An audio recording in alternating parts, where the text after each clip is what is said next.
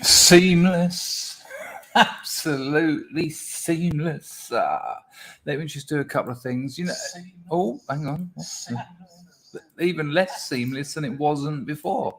You know what? I take one day off and I don't know what the flick, I don't know what the frig. I remember my cousin once, we were around my nans, the other nans, the straight ones, and not as opposed to homosexual, but just straight living, honest, God-fearing folk. And my cousin used to sing frigging in the rigging.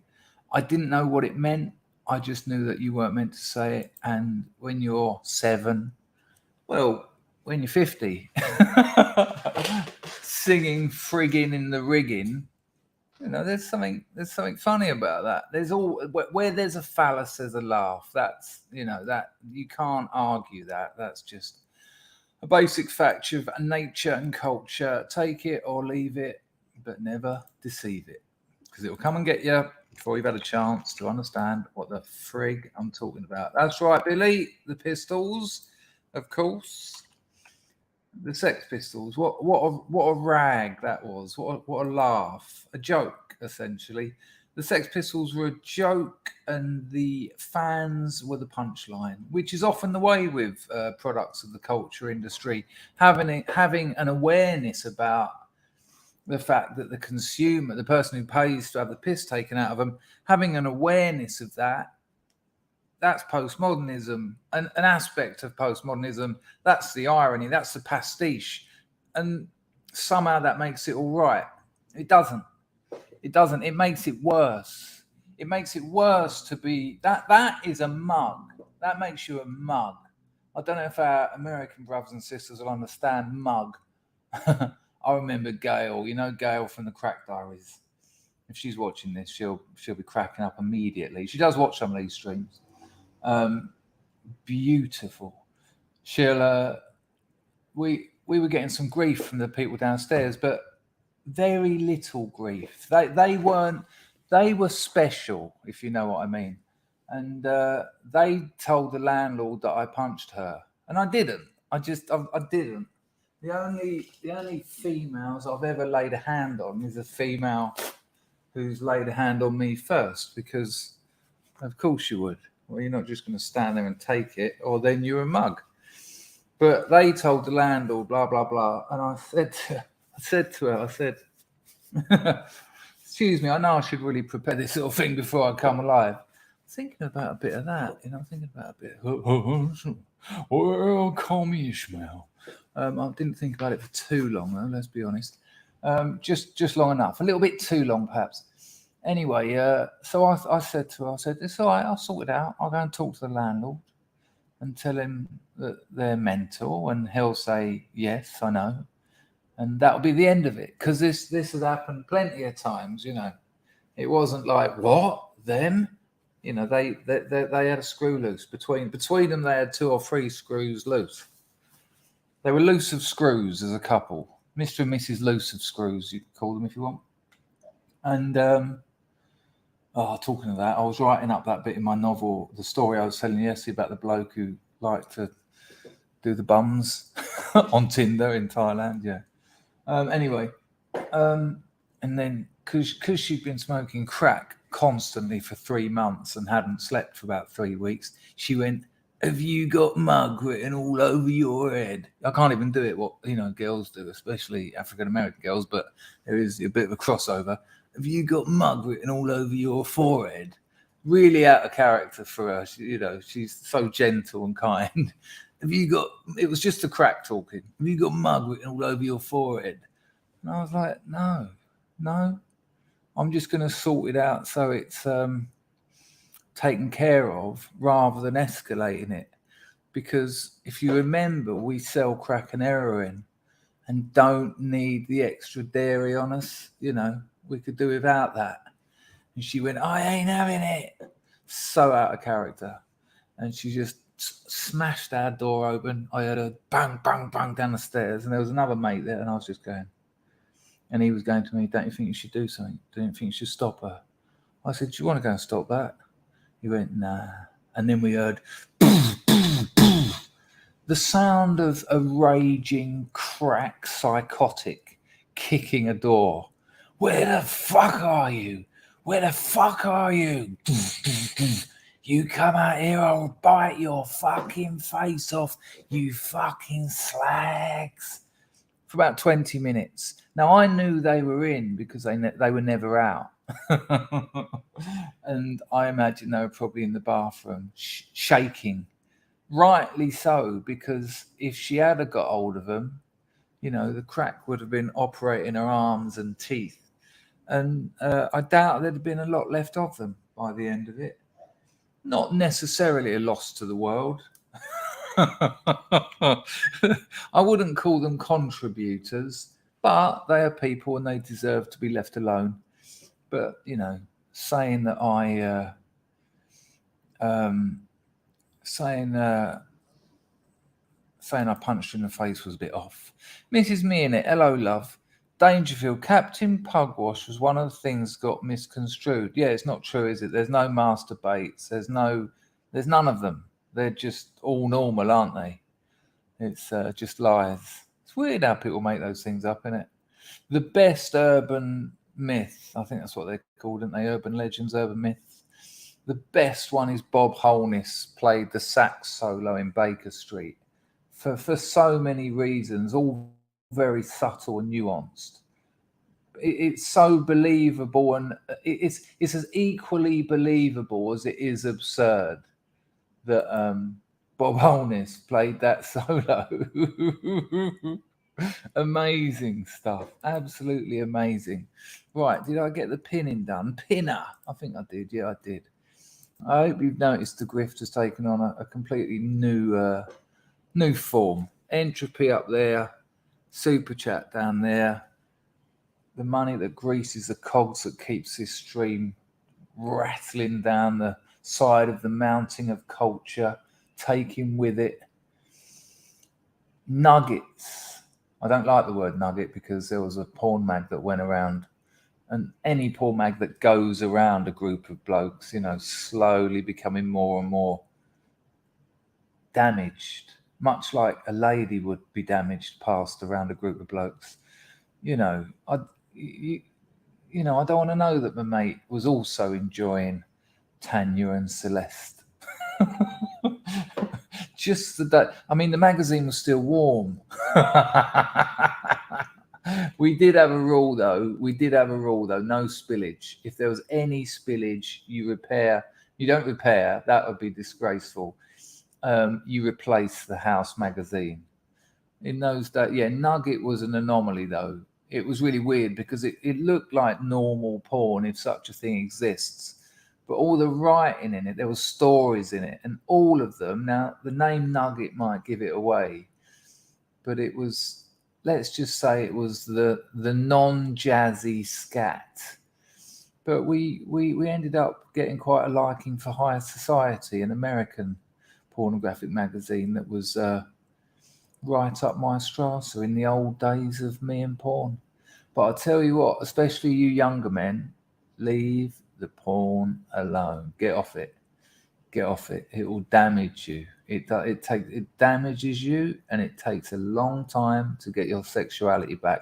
And I know plenty of people who haven't. They haven't. Their sex life, it's weird. Porn used to be an imitation of sexuality.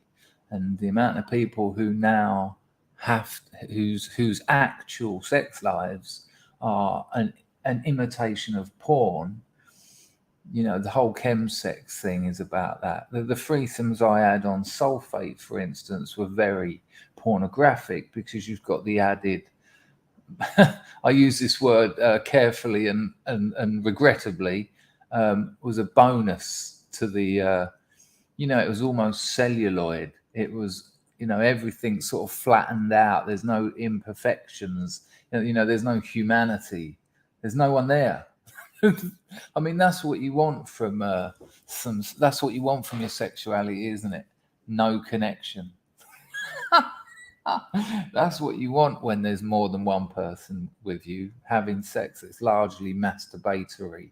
That's such a mess. It's such a mess. And the long-term psychological damage, the hard wiring. You think of kids now with their phones, and bless them. We had to, yeah, as most people here know, you'd have to scamper around in the woods playing build camps and stumble upon a carrier bag of porn in the woods, and then hope that the one in the middle would manage to stay dry and dish out a couple of pages each, and that'll be you for the year. But if you're a kid these days and you've got a phone, as if an 11-year-old boy with hormones just racing through him isn't going to go beep beep beep beep, and that's the start of his journey. And he started his journey at the end.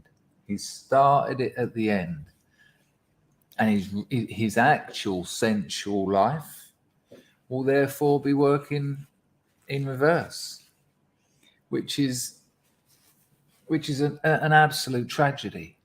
An absolute tragedy. Young love, young boy, young girl, teenagers, 16, 17, get together. They should be experiencing that journey, that discovery. It's a discovery, isn't it?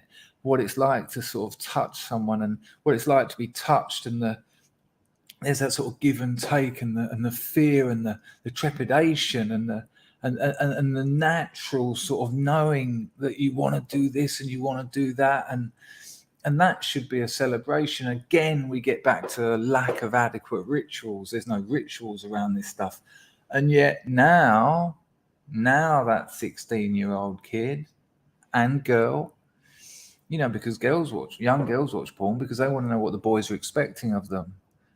Imagine that. Imagine being 13-year-old girl and going to Pornhub or I can thankfully X videos I used to watch. Imagine going to that and just looking at trending. So, all right, what's everyone watching? And all the trending ones are weird incestual stepmother. And they only say stepmother because mother would get them arrested. It's still incestual. Oh, okay. So blokes like an older woman and a younger girl. And look at how she's built. Look at the surgery on her. So hyper real. Orwell nailed it in Brave New World. The hot women are referred to as being pneumatic. Think Pamela Anderson and in her heyday. I know that makes me out to be really old. That's like me saying, "Oh, think Marilyn Monroe." Lucy Pinder, that still aged me, didn't it? I ain't doing very well here. Who are the hot birds now? Are there any hot birds left? But you know what I mean. They say in Brave New World, she's very pneumatic. But the kid's starting at the end. He's already seen double anal penetration. Now, he's not stupid enough to think that's run-of-the-mill sensuality, but nonetheless, he's watched it, he's enjoyed it.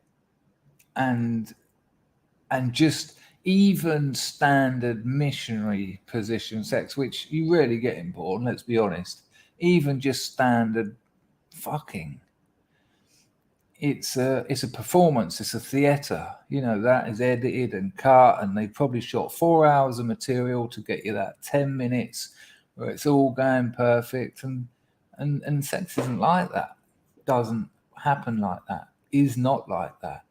You're tapping into things that have been with you since that are in your genetics, that are literally in the way you relate to your parents on a linguistic and social level. That coming together of two people is sort of like the plateau of what all that stuff has been building up to, and yet you're starting at the end. It feels surplus. The actual event, the actual discovery, the actual secret and mystery of the event feels and appears, for obvious reasons, surplus to requirements. What a tragedy. Just the idea of a naked woman and you rub your hand just gently down her side and feel her curves, and then round her hip, and down her thigh, and she's just gently touching your face. That should be just glorious. That should be just like fireworks. Just two people getting closer and closer and trusting and yielding, and a different language, a language you haven't used before, a language of your body and his or her body, and communicating with this with gestures and sensations that you haven't used before. And yet you essentially 5 years of hardcore porn, which it all is now, essentially. I mean, vile. All that, all that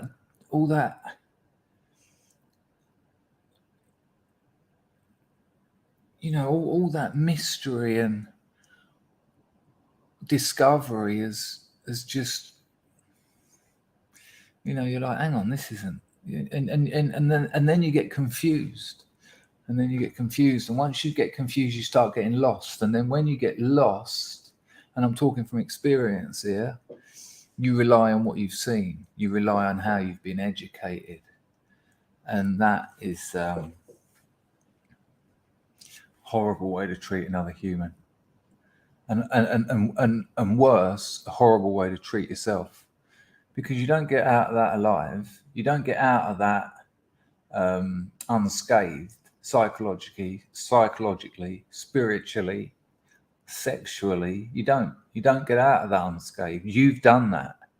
Now, regardless of any, I'm not talking about physical damage here. I'm not talking about abuse or anything.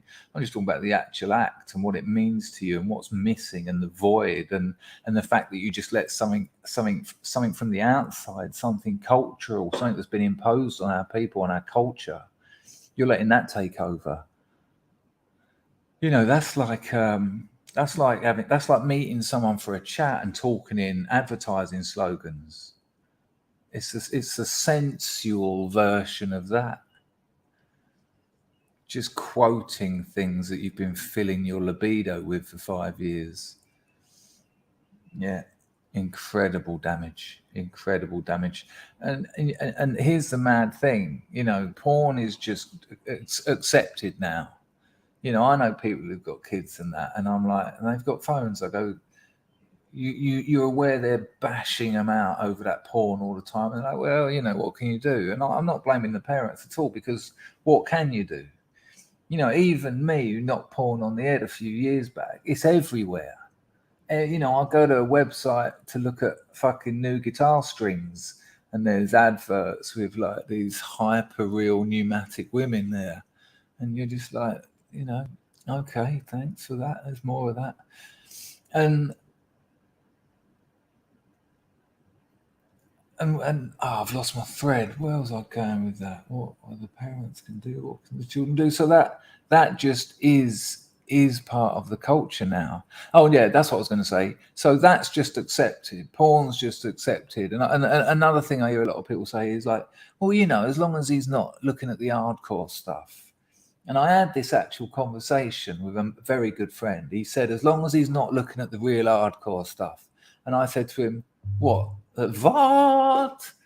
I said, what? Like the real hardcore stuff that me and you used to watch when the internet first came about?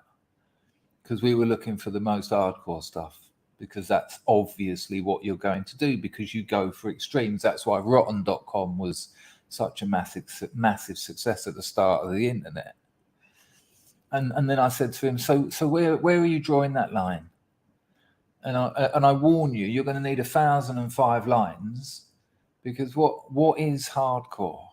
Well, if anyone's getting hurt, well, hang on a minute, people do get hurt in sex. They quite like it. Maybe he likes that. So you're going to tell him he can't like what he likes. He might like getting hurt. He might like a lady to slap him about a bit. You're going to guilt him and shame him over that. You think that's going to stop him liking it? Or you're going to think that's, or do you think that might make him like it more? So it's strange. So that's accepted. Prostitution, on the other hand, is still considered a very dark and devious thing to do. And yet, out of the two, I haven't got kids, so people with children perchance correct me or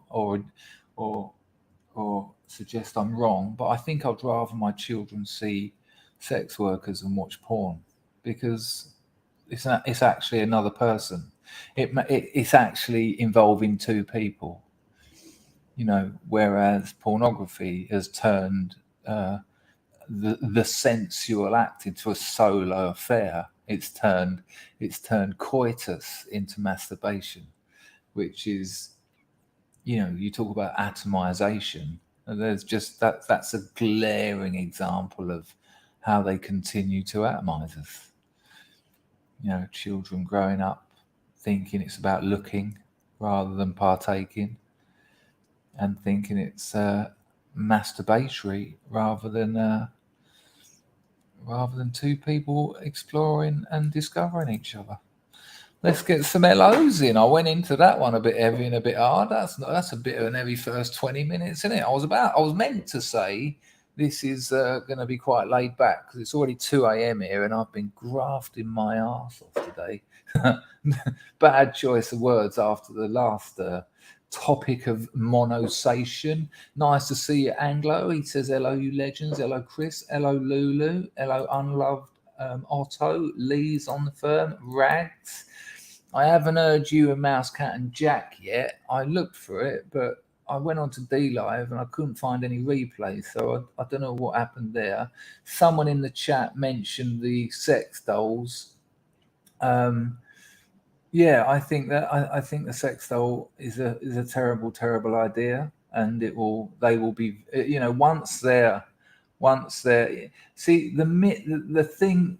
Here's how I tell you what, if you haven't read Umberto Eco's Travels in Hyperreality, I really recommend it, especially if you're into this kind of simulation and sort of ruptures in reality kind of discourse, because essentially he goes around America looking at pictures of the Last Supper, and he soon notices that it's all about, this is more real than real. Like, some of them actually have got that.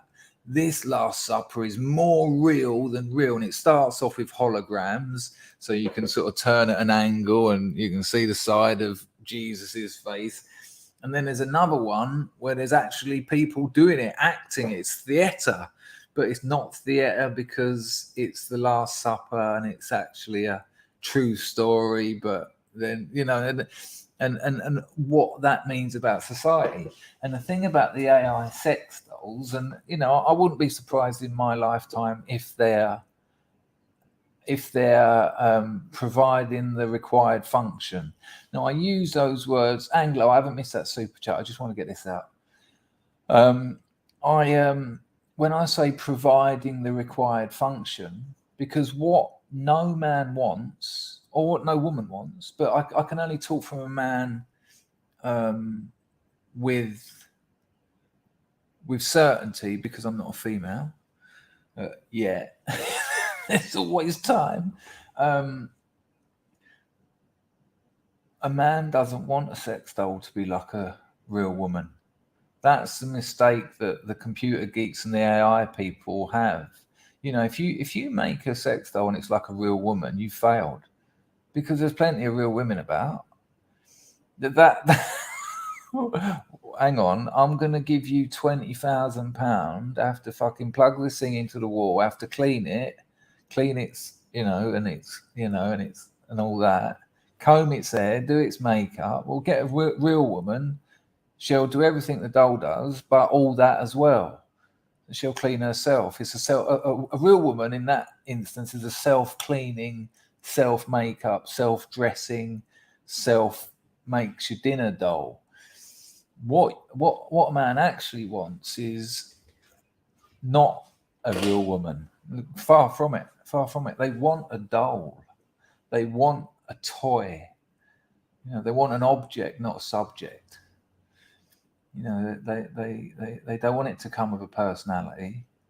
What a horrible waste of time that is. They want to give it a personality. They're control freaks, these people. That's what they want. They want to, the people that nail it will understand that. The people that nail it will understand that. They'll be programmable. They won't come, hi, I'm Carrie. Would you like to have sex? Imagine it'd be like trans headroom. What a time to not be alive. Hello, John. Good to see you. LC350. Yeah. Dennis is in the firm. Dennis is on the firm. Broken Silence is here. Nice to see you. Kevin Keener, thanks for all the links, Kevin. We'll be using them. And you, Rags. Excuse me. John, hello there. Hello, Billy. Picard, it's a duck. Well, it's a duck said parents should age restrict their children's phone. Yeah, but unless every parent is going to do that for every kid at school, that's not going to work, is it? Because you're going to get to school and go, I can't watch anything on my fucking phone, and someone will go, well, so and so you can, and then you'll be straight over to him. Hi, John, go on, here's a quid, give us half hour. Make that 2 minutes. I'm only 17. I'm only 14. Make it 50p. Make it 2 minutes. I'll be back in a couple of shakes. Here's the solution. Here's the solution to the pornography problem. Better societies, because pornography isn't a problem. Pornography isn't a problem. It's a solution. And the problem, again, like addiction isn't a problem. It's a solution. Initially, it's a solution to a lack of connection, a lack of intimacy, a lack of humanity. And if you have families, and if you have extended families, kids shouldn't be brought up by a mum and dad. They should be brought up by mum and dad, aunties, uncles, grandparents, extended families. They should all be part of that upbringing.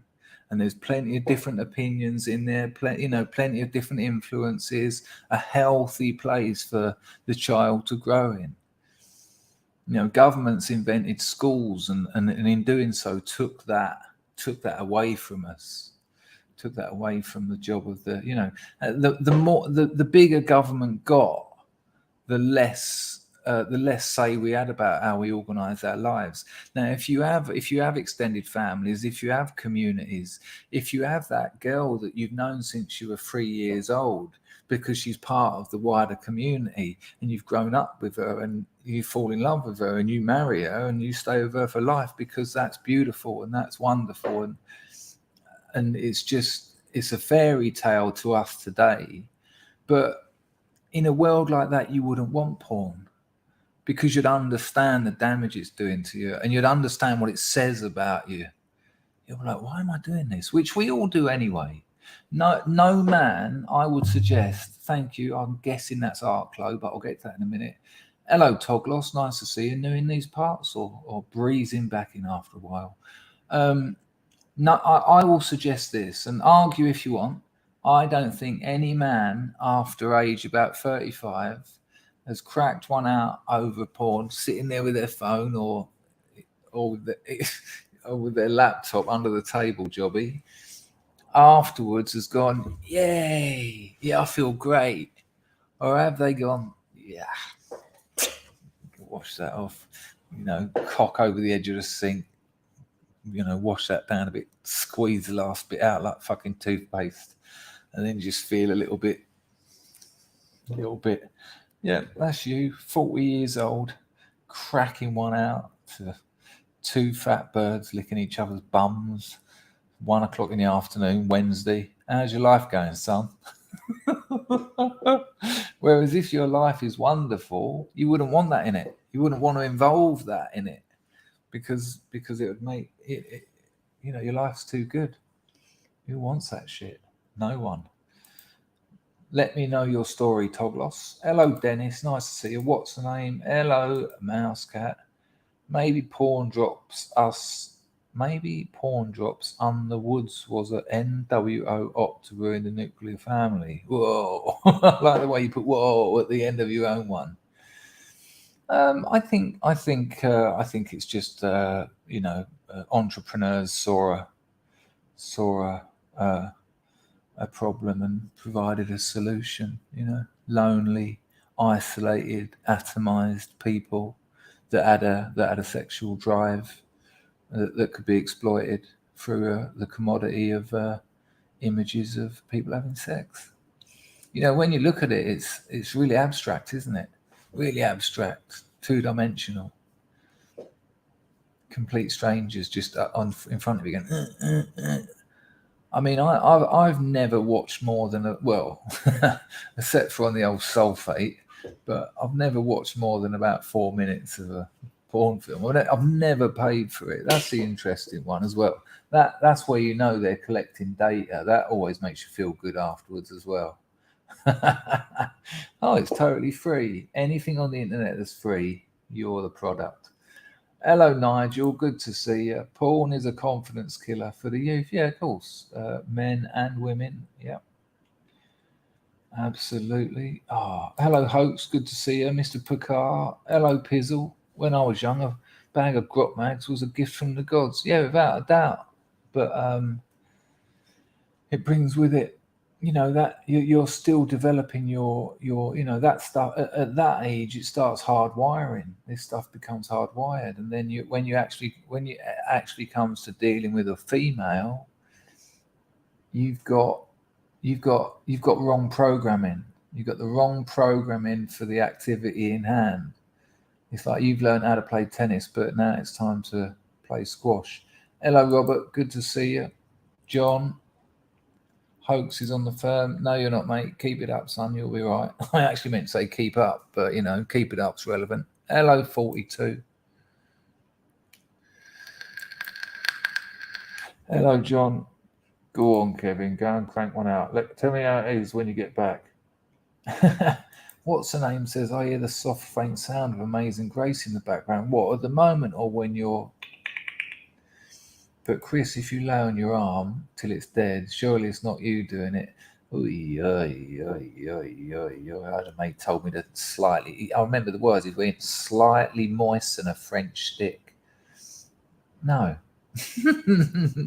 Why do that when Cliff Auburn's playing snooker? Hello, Andrew. Good to see you. There you go, Jess. It's a weird thing, but it's not their fault because you'd have found it. Again, as I said, you'd need everyone at your school to have done that, and libraries and all the other, all. And again, where are those lines? Where are those lines drawn? It's quite a thing. You're up late, mucker. Hoit to that. Yep. Well, I didn't do one yesterday, and we've been getting some good numbers lately, so I thought I should do one, and I wanted to do one as well. I had a hard day working. I've got something interesting to talk about, the marketing thing. Thank you, Anglo. That's appreciated. Hello, Jar MM. Evening, all scrubs. Here's to another day on this revolving ball of madness. Cheers.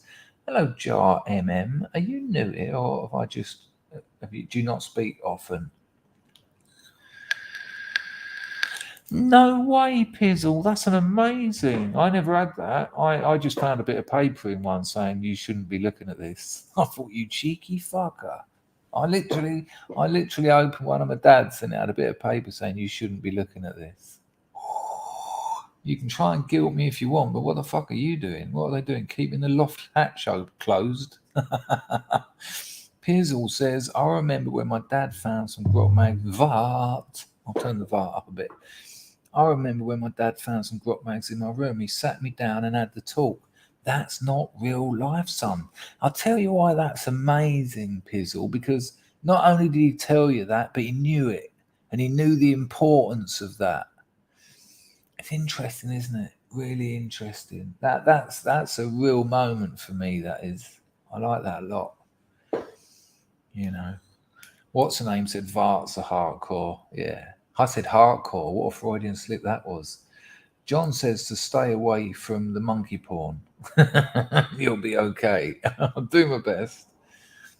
A broken silence says make love, not core. Yeah, I think I'll go with that.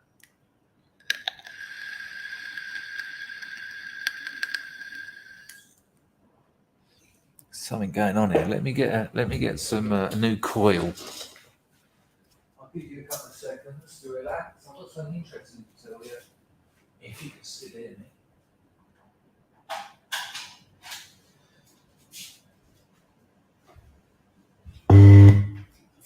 Jesus Christ.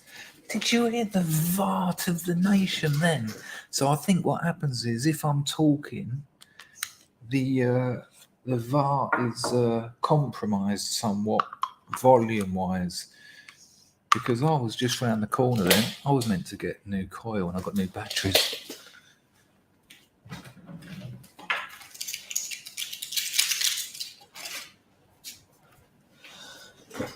Yeah, right. Let me just...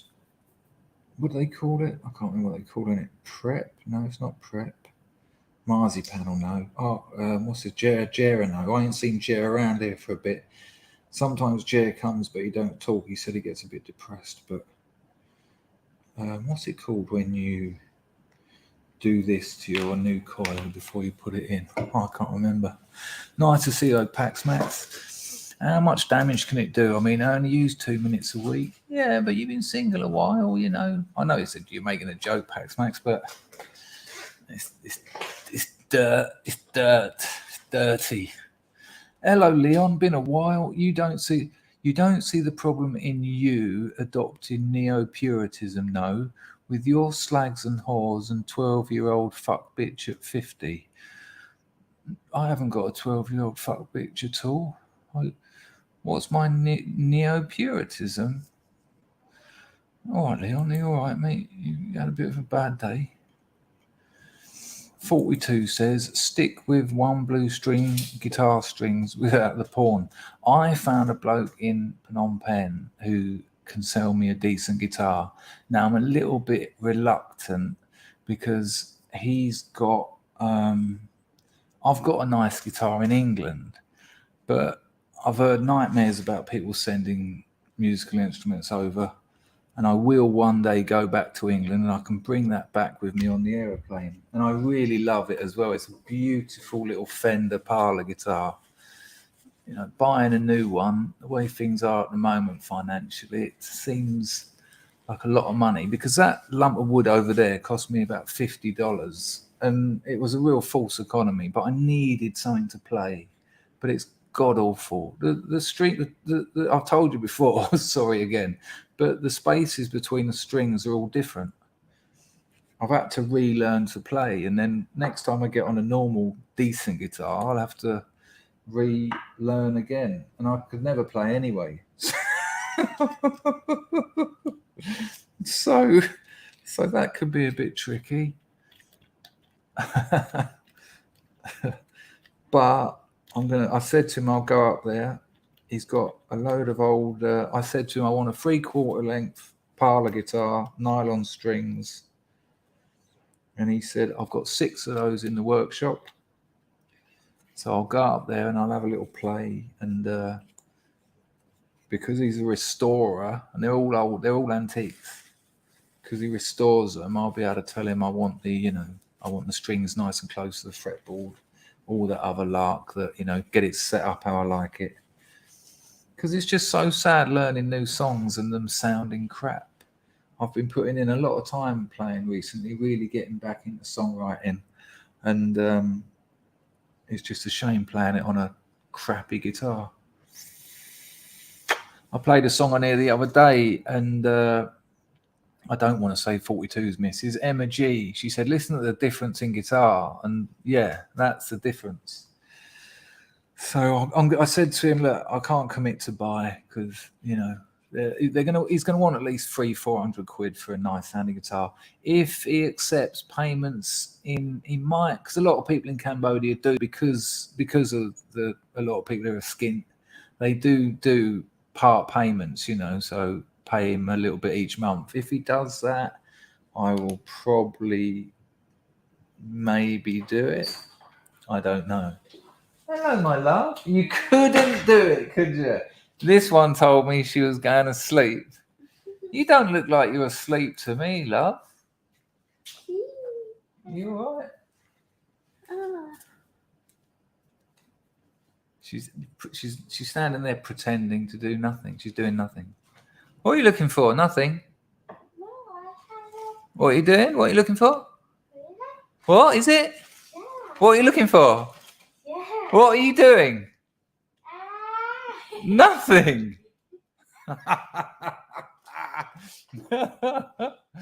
Hello, Andrew. Good to see you. Did I say hello to you, Nigel? Hello, Baz. Are we talking about Amber versus Johnny? That's going to be tomorrow. I reckon. I'm going to be glued to it because as soon as they say the verdict's in, I've already got the thumbnail knocked up. What do you want? I love you. Thank you, darling. I love you too. You going back to bed? Take care. No. You're not? No? Go back. You know when you lean forward, they can see your boobs. They fell out. Oh. See you later, love. I fucking love you.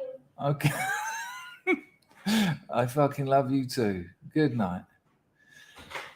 No, absolutely, Eldritch. I mean, I have done, without a doubt, 4 or 5 days on the sulfate, the old pervert powder, and the crack, just nothing but that.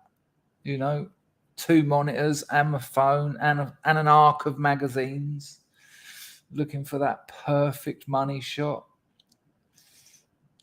What a way to spend 3 or 4 days with a woman there as well. Great. What a mess. I used to make up the weirdest excuses as well. Look how free we are. Look, we do what we want. We do what we want. What? This? Great. Well done. Success. Dennis likes to watch. Well, that's okay. But that's in that. What, as well as partake or just watching? Or do you like to party? If you just like to watch, that's what I'm saying, Dennis. That's that split between being part of something that involves another person or being more atomized, more alienated, more isolated. That would appear to be the problem. Watching's easy. It's easy. It doesn't take effort. But you put effort into things, you tend to get more out of them. You take the easy option, it tends to be a hollow Pyrrhic victory. St George's Sue, hello love. Sex dolls remind me of Only Fools and Horses. It's a classic scene, isn't it? If I remember rightly, the 4 of them come up, or one of them, but in my head there's 3 or 4 of them. They're auto-inflating, aren't they? And I think they come up behind the sofa like, and they're those proper 1980s ones with the whole mouths and all.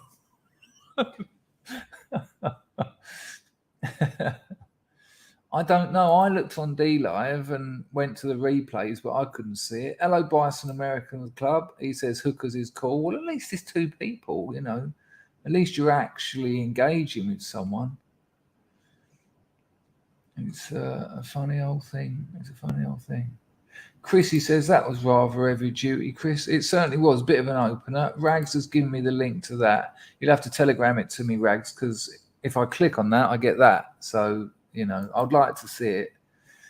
I'd certainly like to it. Dennis says, I couldn't stick my thing into a sex doll. Those terrifying eyes and movements.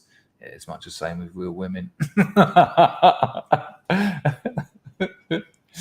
Broken Silence says sex dollophobic will be the next hate crime. Yeah. Well, once it reaches that point where this is Blade Runner territory, isn't it? Once it reaches a point where you can't say whether is it sentient, is it a human or is it not a human? It has memories, it has feelings.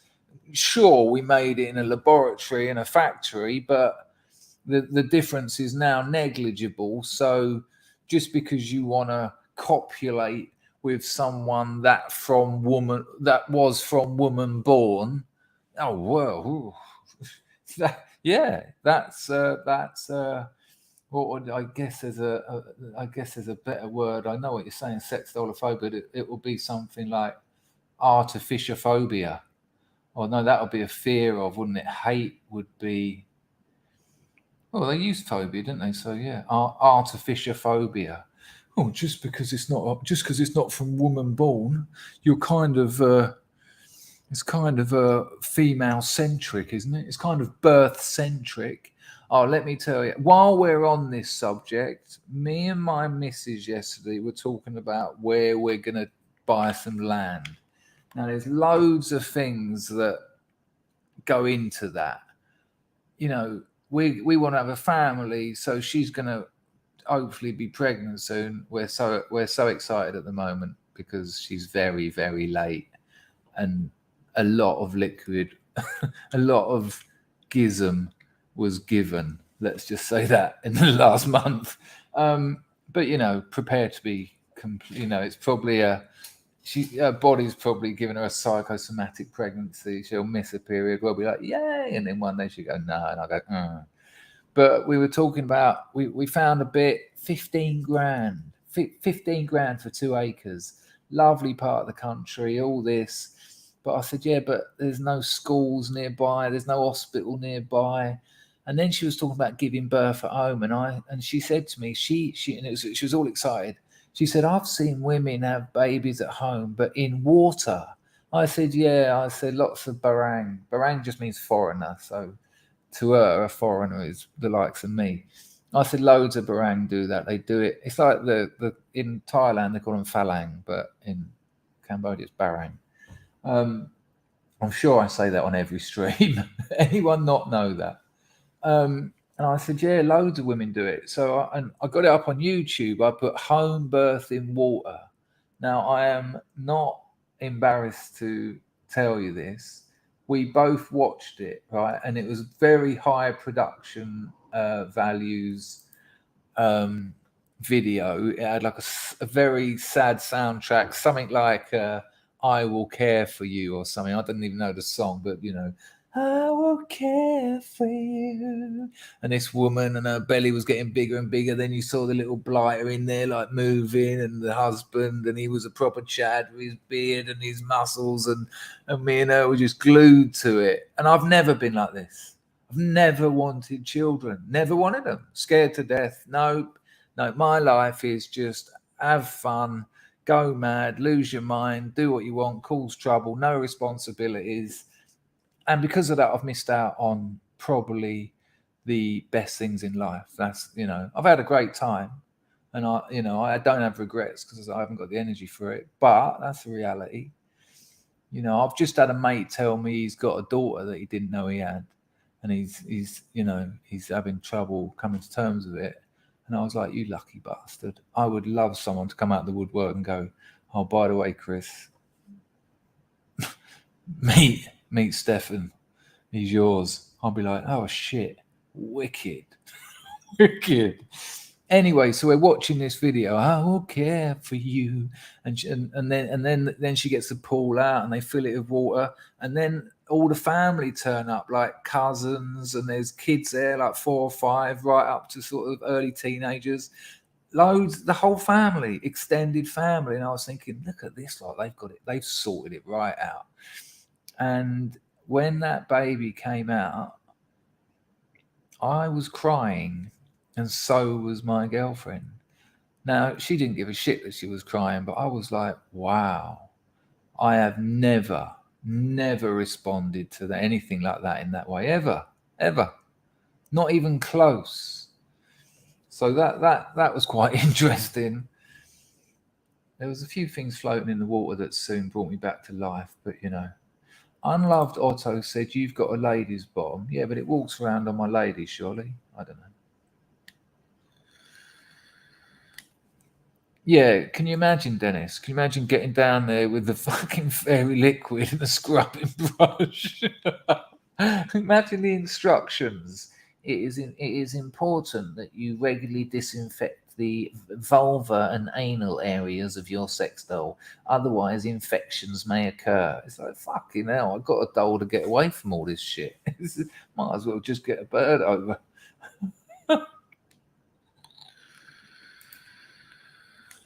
Andrew says, I helped my mate clear his deceased brother's flat, and there was a bum and groin sex doll thing, just the groin.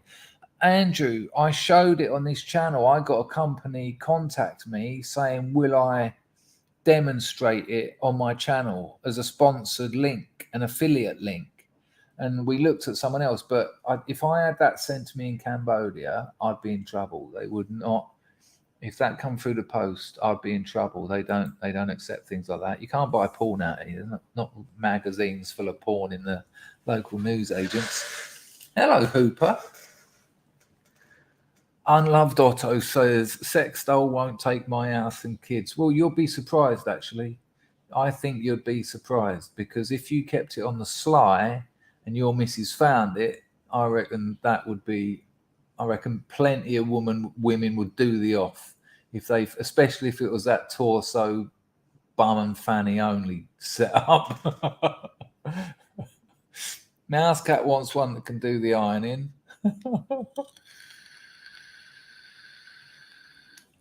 Nick wants to know if you can hack a sex doll.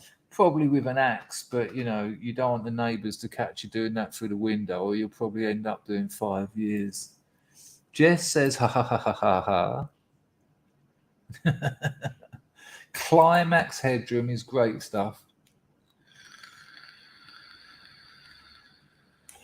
What's the movie about the internet millionaire who this bloke wins a prize and he goes there and he makes him fall in love with the robot and the robot stitches him up at the end? I quite like that movie. Ex Machina, is it? Is Mr. Natras in here? Oh, hang on a minute. Look at that. St. George's Sue cleared out her dad's flat. They found mags and strap-ons. He was 80, and so was Vart and Chisanata. Yeah, I think that, there's not. Growing up in the 80s, there were more porn mags in the local newsagents than there were any other magazines. So someone's got to be buying these by the thousand, don't they? What is it with porn mags and having loads of them as well? I mean, as a teenager, I'd have one that would do me for a good year or two. I would go around a mate's house and break into his loft, and there'd be thousands, just some weird libidinal attachment. Like, why can't? And even the ritual of putting them in a bag and stashing them up in the woods, can't bring yourself to just chuck them in the bin. See you later, Cassandra. You were wonderful. Pizza wants to know if anyone ever shagged a blow-up doll. Without a doubt. Without a doubt. Without a doubt. In fact, millions of people have. Of course they have.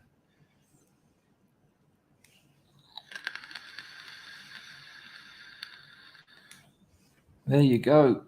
Wouldn't put it past you at all. Wouldn't put it past it being part of all that. Hello, Artglow. Where's that gone? See, they've got this new thing that moves it all forward. Artglow says, Chris, the technocratic age has decided that discomfort is humanity's enemy and it needs to be cured. I think we need to embrace some discomfort. Yeah, I think that's a fair point. I mean, life is a struggle. Life is a struggle. Responsibilities are a struggle. That was the damage of the 80s. The 80s suggested that you could get shot of all that by taking on no responsibilities. Fuck responsibilities. If you get rid of responsibilities, there's no struggle. Get a load of money, easy to make. Money's easy to make, really. Read Felix Dennis's book. You'll have a totally different understanding on how to make money. Make money and you'll be fine. No responsibilities. That's the key. But if you don't have responsibilities, you have no meaning. And if you've got no meaning, well, I've been there. I spent the majority of my adult life in a place of no responsibilities. All I had to do was get a couple of bags. Nice one on the donation, Artglow.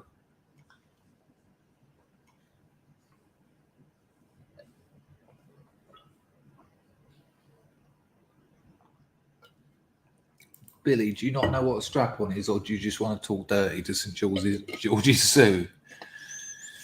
Dennis says to Artglow, I think people are exceedingly uncomfortable. I agree with you, Dennis, but I also agree with Artglow, and I think the idea is there's a sense that you can be comfortable. There's this, like I've talked about before, there's plateaus.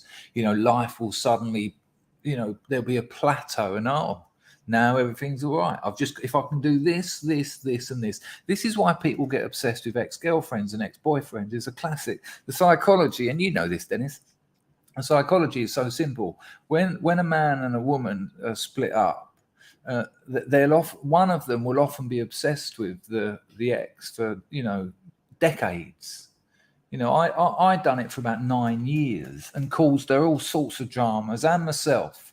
because I had this idea that if I just got back with her, because I left her in sort of like a snowstorm of sulfate and madness.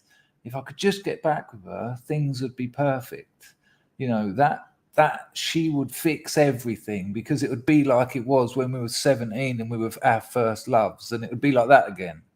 And so, you know, there's this idea that you can live a life that's comfortable and without fear and without regret and without resentment and without discomfort, which is physical and emotional and spiritual.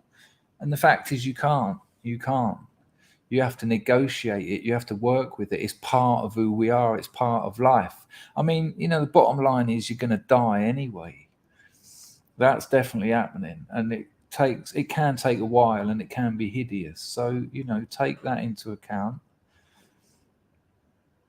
Osmeister says, reminds me of the time when my mum found my Anal Sluts 9 video. Yeah, I've had that. I've had all that. Yeah. Yeah. It's just such a shocking thing. Remember you carried me for 9 months. Remember you birthed me and cradled me and loved me. Well, this is the stuff I'm bashing them out over. This is what your little 11-year-old little curly blonde locks boy is actually about. This is the foundation of his adult life. Unloved Otto says a lot of projection here. Well, I can only tell you what I think. I mean, I don't know if you're talking about me or everyone, but you know, that's what, as a YouTuber, you can only talk about what you know. I can't talk about what I don't know. That would be difficult. I don't know how to do that. Well, I suppose I could lie, but then I'd probably be projecting lies, which is that's a very peculiar space to be in. Hello, La. Nice to see you. Hello, Frenchie. Give me a genre. I'll look up the analytics. I think I know them anyway. I go on. Look up incest. Look up incest. I bet it's number one. I bet you it's number one. If that's what you're talking about, maybe you're having a conversation with someone else. Nice to see you, though, Frenchie. Nice to see you, John Palmer. Hello, Skin and Tonic. Sorrows of sulfate, deviancy. Yeah, it's all good until you spill your beans, and then it's just like, what have I been doing for 3 days? Ah, fuck, the messages I sent. I know a bloke, he got on the old woof woof.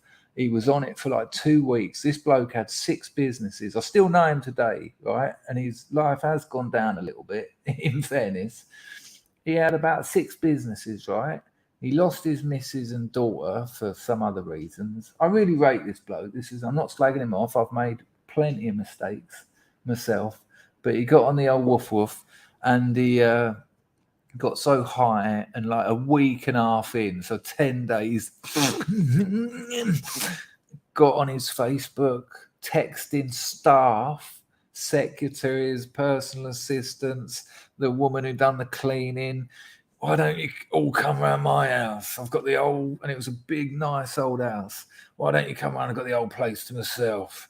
Well, we can all have a big orgy, you know, you and me. I've always wanted to fuck you, you dirty bitch. You know, that sort of mad, psychotic, amphetamine-fueled sexual rage. Yeah, well, and of course, he got a few messages back saying, have you been hacked? And I'd have stopped there and thought, yeah, I'll say that. But he was like, no, haven't you noticed the way I look at you? I wank off under the desk when you're in the office. He had to sack them all. He had to fire all his staff. Not so easy to do with your... Oh, and by the way, he couldn't sack them that Monday, the Monday after all this, because they could have sued him. So he had to put up with it for a few months and do them all individually, slowly. He realised he had to slowly replace them. And he just said to him, no, I had my phone stolen. I don't know what you're talking about.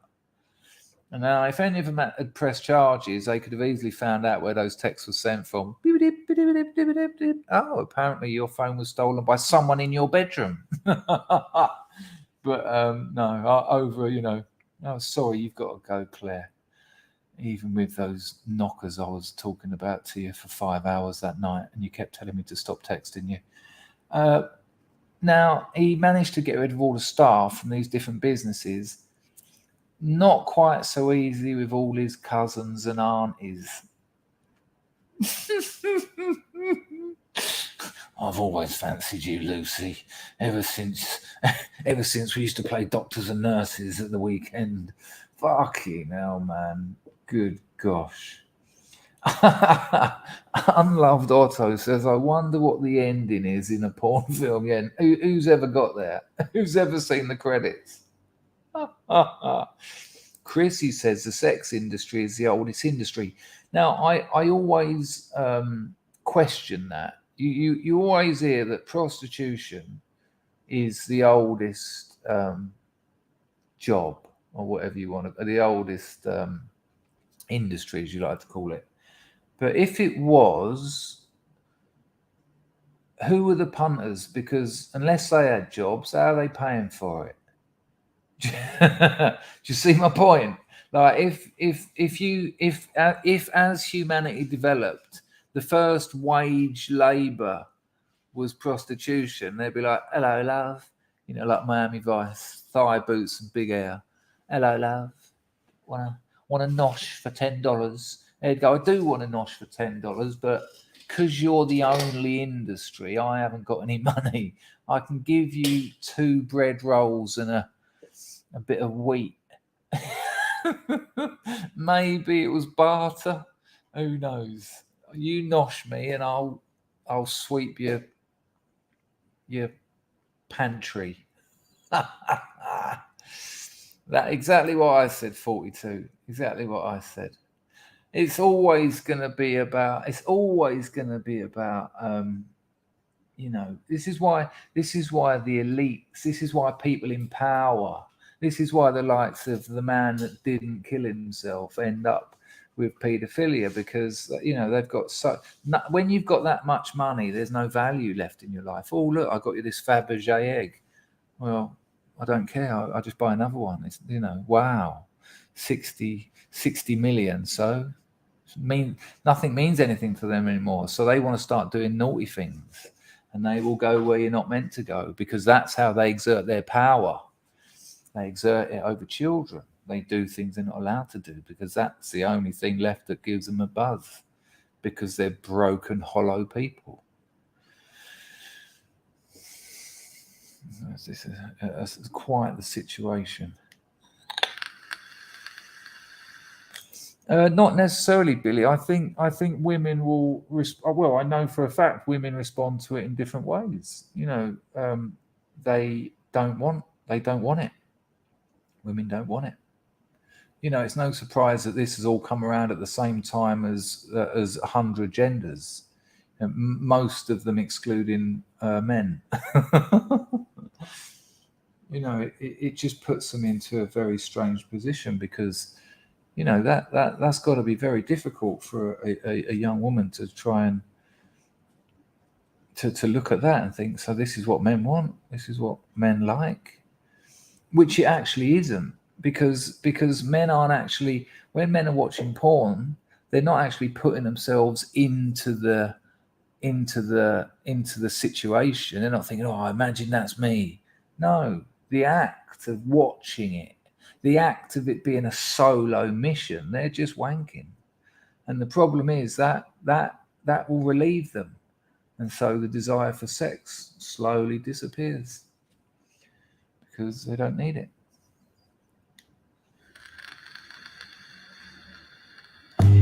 Vart, hello, John Fused. Are you new in these parts, or have you just turned up recently? Hello, Willow. Nice to see you. I'm sure I missed a super chat from Mouthcat. Let me just wiggle back. I done art close, didn't I? Wiggle back is a bit of a jiggle. Right, I think we'll leave that alone, although we've got a nice 120 people in here. Done Anglos, a Prasha Cookie. Let me find Mouthcat.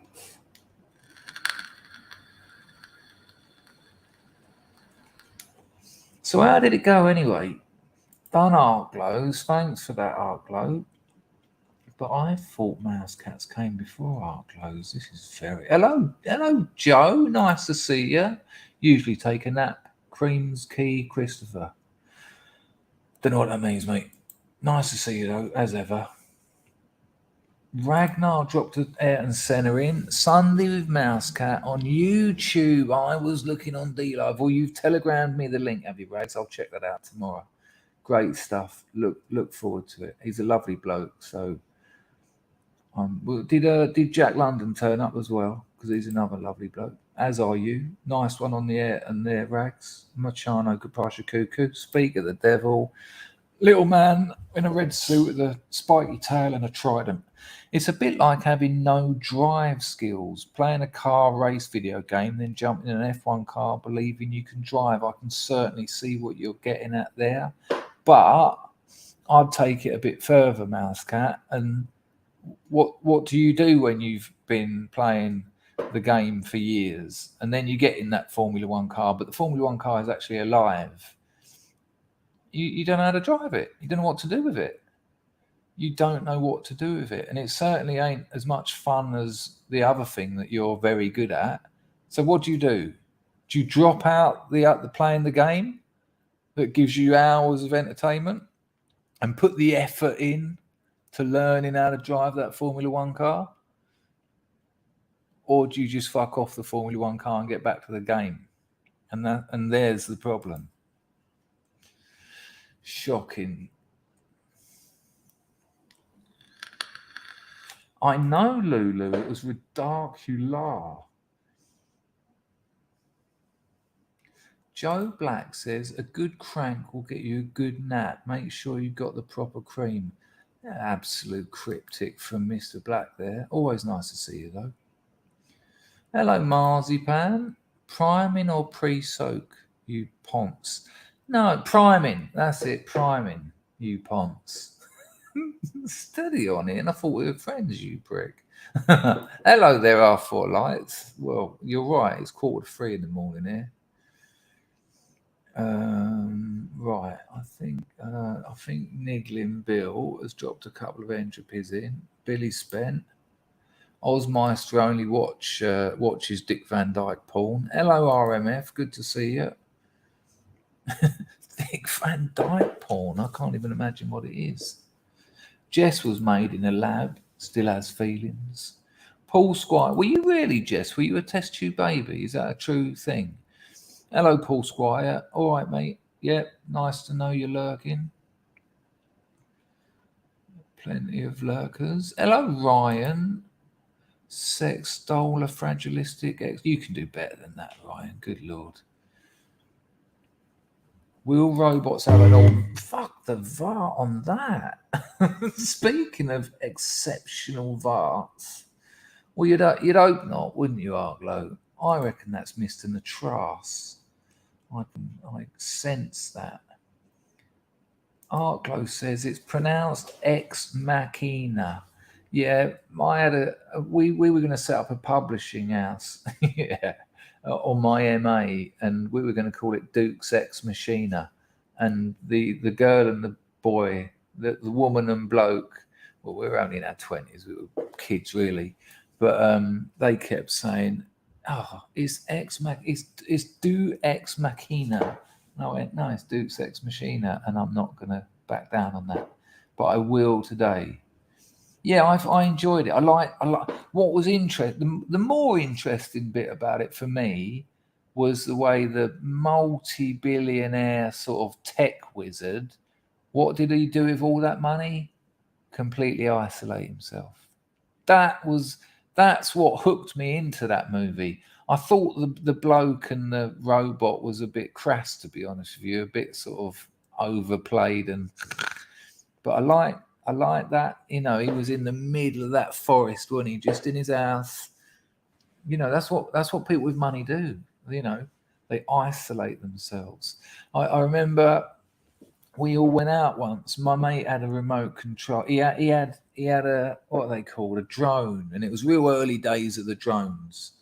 And the rest of us just had a football. And it was a lovely summer's day. We were all junkies, and. And we said, should we go out? Let's go out. Please, let's go out. So we went out, and the 5 of us just had a little kick about and had a real laugh as well. You can imagine just junk football, not the most athletic of people, but we had a laugh. We put a couple of jumpers down, and we were doing crosses and headers, and remembering when we were young and we could play football. We're about 30 odd though, we weren't that old.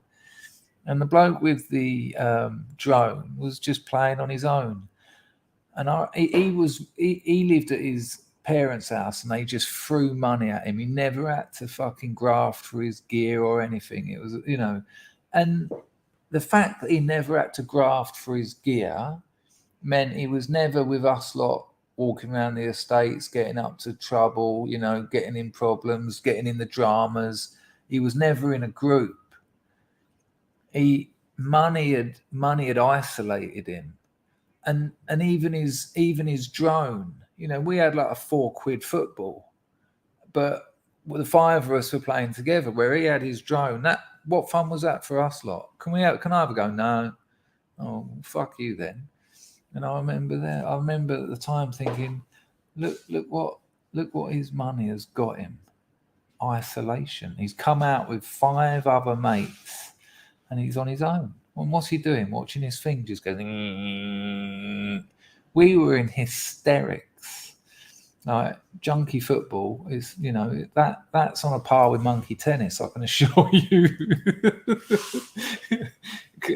Most of the time, it ended up just someone would just gouch out, and if you're someone standing up, just go like that, and they will bend in them. You'll get a junkie doing that, standing up, asleep, that bent that back, and it's very funny to get a football and go and just watch it bounce off his head, not wake up.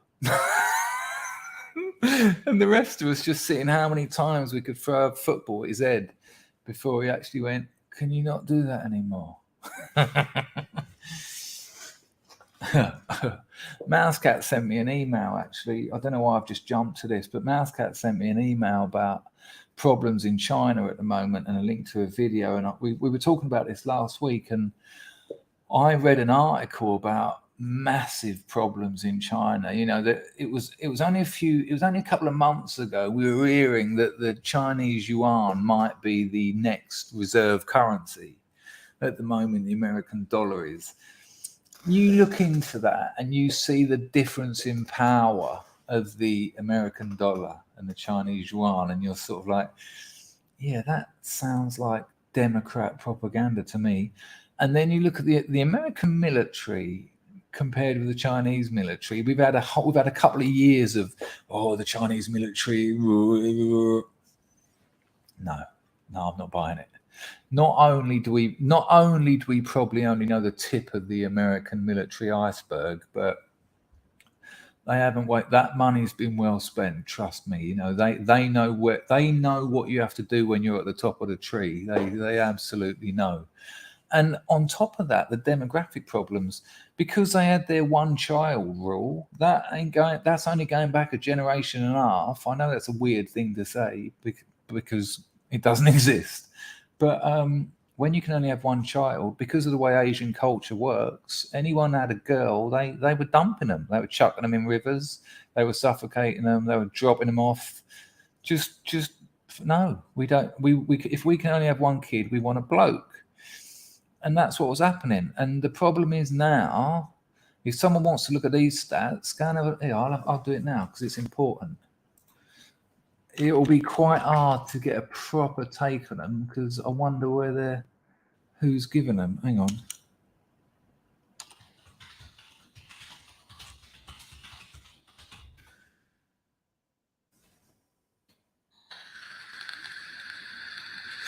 China has 37.17 million more men than women.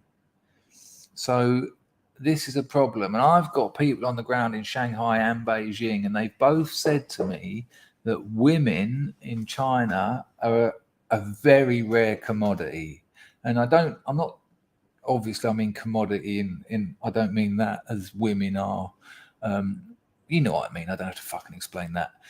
But you're looking at sort of a woman can have her pick, really, because there's not enough women. There's not enough women. Now, what does that tell you about the next generation? Unless those women are going to be having 5 or 6 or 7 kids each, completely unlikely. How are they going to pay for them? How are you going to afford to raise them children? The Chinese are working themselves. I deal with a lot of Chinese suppliers and a lot of Chinese designers and other people in the business. These people answer my emails 24 hours a day. They are working themselves. Some of them have got 2 or 3 jobs as well because they have to. Europe and America gave our manufacturing base to China, and they're having to, they're really having to go for it to make it work. But unless they're going to reproduce at extraordinary rates, the Chinese population is going to implode, and yet the aging population is going to just be massive. You could not have a worse situation demographically than that. I mean, Cambodia is the opposite of that. The average age of a Cambodian is something like 27, and there's almost no aging population because most of them got killed off in the war. It's a really weird situation. I think all that propaganda, I've got to be a little bit careful talking about our gracious neighbours, I suppose. But yeah, the big China threat I don't think is quite the threat you'd think. Anyway, right, roll on the midterms, eh? I can't wait for the midterms. I cannot wait. I can't wait to see that as an expression of the ludicrous the ludicrous communist administration that's wrecked the United States in like about 18 months. That the House and the Senate go red. The Biden's administration will be in power in name only. They won't be able to do anything after that. I'll be very surprised if it does anything else. I'll be very surprised. I was surprised with the last election, though, so Ryan's quoting Schopenhauer. Good Lord. All I know about Schopenhauer is that he had aeroplane wallpaper. That's not true. I know a little bit more about him. Oh, no, it was Wittgenstein who had the aeroplane. I don't even know that much about Schopenhauer.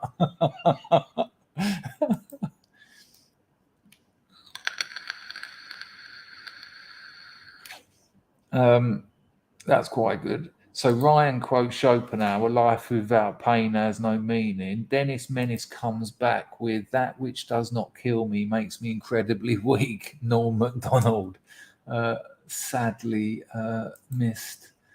Osmeister says, my nan used to be friends with Dennis Lill, the actor who played Cassandra's dad Alan in Only Fools and Horses. I met him when I was about 5 years old. Whoa, let me just give everyone a little bit of time to deal with that name drop. Not Dennis Lill. I can't even picture Cassandra's father. I can picture Cassandra. Strange looking bird, not my cup of tea, to be honest. What did people make of old Cassandra in Only Fools and Horses? Billy wants to know how Skin and Tonic gets sulfate these days. I'd guess that Skin and Tonic doesn't get sulfate these days. But if you want it, Billy, go to any working class town. Just say to anyone in the street, got any speed? And they'll say, nah, but I know 1,000 people who have. Go to Dartford and just stand in the street. You all right, darling? How's your sleep going? I'm not sleeping. No, you're not sleeping. It is nice to be loved, though, I've got to admit. What's happening? I was sleeping with you. You're waiting to sleep with me. It's 3 o'clock in the morning now. Are you okay? Are you scared in there? Yeah. Are you? Why don't you put those brass knuckles under your bed, under your pillow? Use them on me. Can't you sleep?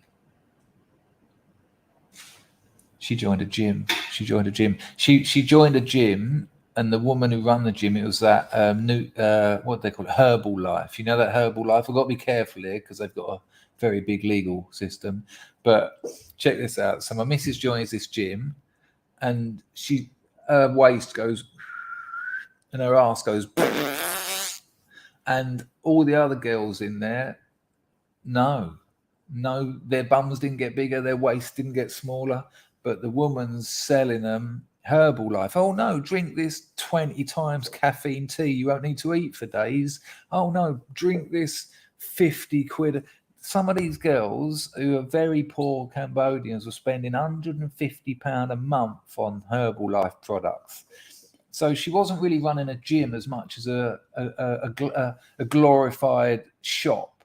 Now, to protect me from legal issues, go and check out Herbalife. I'm sure a few of you in the chat will already know about it. It's multi-level marketing, allegedly. So the boss of her gym would have had to have probably spent about £5,000, and she has probably got that stuff stacked up at her house. I told my missus, bless her, trusted me and said, all right, I won't go near it. And yet all the other girls, no, because they think they can get away with doing 2 or 3 squats, drink the tea, eat the fuck knows all this other stuff. No. And then check this out. The teacher stopped talking to my missus. Stop talking to her. And when my missus would say to her, hey, teacher, can you show me what to do for, because there's, if you don't know about how to exercise, you might want to work on a particular muscle group. And the woman wouldn't. She wanted my missus to leave because she was basically saying, you don't need to spend all your money on that very healthy and good products. You just need to exercise. But so she's left that and she joined a very nice gym that's got a sauna and a spa and a swimming pool, and it's all clean, and she's got those groups and they do spinning and everything. And I went out and bought her a nice new pair of trainers, and she got like a sexy little bra top, and I should be coming back from the gym all sweaty. So you're going to the gym soon? Yeah, number one. Number one. On the 1st, we say. On the first day, number Day, one. 1st of May, so 2 days. When you go to the gym, you won't be staying up till 3 o'clock in the morning. When you come back from the gym, you go, Yeah. Tired. I give her 2 minutes before she wanders back up into the room. Go Anyway. to bed. There you go. Good night, love. What time you? I don't know. I'm still yet to do a call in, love. Come on. 3 o'clock now. Maybe half hour. Oi, come on. None of that. Hey, None of that. Go to bed. I love you. I love you. Go to bed. I love you. I might stay up till 7 o'clock in the morning if I wish. I stay too. Go ahead. Crack on. I'll give you about 20 seconds. You might want to talk to Pizzle about that. Oh, see you later, love. Mwah. Sleep well. Bye, people. Billy wants to know why a man might need a strap on. Well, probably to give to his missus so that she can peg his ass. Bye-bye. See you later, love. Yeah, I get it. Yep, you've pissed on your territory. Fuck off. Yes, darling. I'm scared somebody. There's no zombies. Hello, Barney. Unless you're lying in hospital. Oh, for fuck's sake. Yes, love. I'm scared somebody. Go. What? Unless you're lying in a hospital bed, no arms and legs, sucking through a star. Oh, I missed it. I'm just reading any comments that I don't have to engage with that nonsense. I love you. Good night. Hello, Mark. Good to see you. Bye-bye, love. Bye, darling. Good night. Vespercheck says, I can't get sulfate nowadays. Had to make do with cocaine. That's mad, isn't it? Because for 90 quid, you're going to get a gram of medium range full of pig worming cocaine cut as sauce. And for 90 quid, you're going to be getting about 5 ounces of sulfate. I'll take the sulfate. Neither. But if I had to, I'll take the sulfate over cocaine any day, which is the point you made. Mad, isn't it? Mad. If the prices were the other way round, all the pricks in the media would be doing sulfate. If it was 50 quid, it was 50 quid when I used to do it on the street. You'd buy a gram of powder for 50 quid.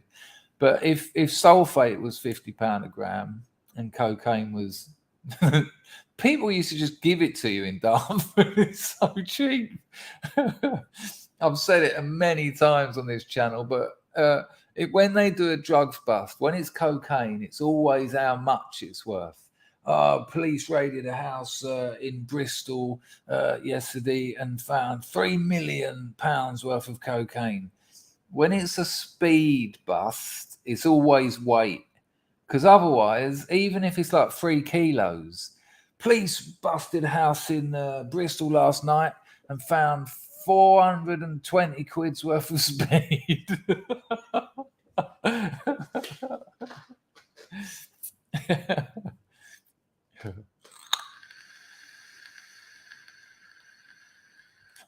Marzipan says, I'm on the arse end of the plateau at the moment. It comes in cycles. I'll soon be on a peak. Just brutal being in a trough. Stay as positive as you can. Yeah, I couldn't agree with you more than that, Ian. You know, negative thinking can literally kill you, and positive thinking can literally keep you alive. It's that simple. Mark said, I never gave up the madness. What are you talking about? I don't know what context you're saying that in, but you used to like your powder, didn't you? Oh, Mark, I had an afternoon kip this arvo, and you were in my dream, and you were around my house with like soap bars, and like I had family there, my aunt Israel there, and you had all this ropey old soap bar, and people kept coming to the door, and I was going, can you stop selling solid hashish from my mum's house while I've got a family party on? Jag was there as well. He had some soap bars. It was fuck off. Really weird. But you used to like that sulfate. I tell you who loved that sulfate as well. Your brother. Fuck me, your brother. The amount of time I scored with your brother so many times. You know off who as well. Your brother, he used to get 5 or 6 grams of it. And just like it was like the size of a fucking table tennis ball. In like, it'd have to make a cradle out of Rizla. Like I could get my bomb in one paper. His one would be like it'd be origami and wash it down with half a Stella. Half hour later, it'd be going.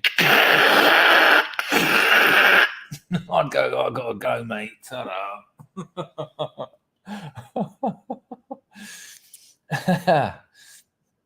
Oh, where are we? Right. Rags wants to follow. Vesper Check says porn films don't have endings. Not that anyone's ever seen.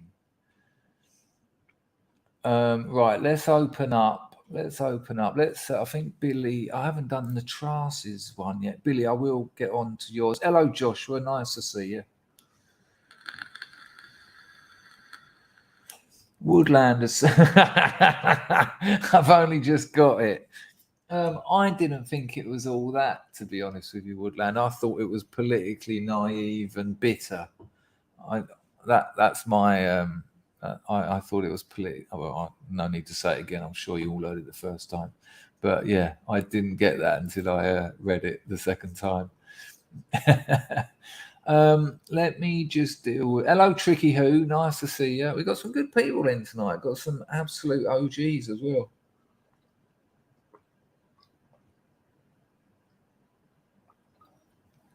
If it was one of mine, Ian, don't worry about it. I usually am as well.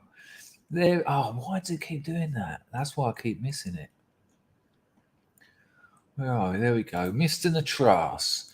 Here's to Pelosi's husband getting arrested for drunk under the influence. Probably a trip out to top up her supply.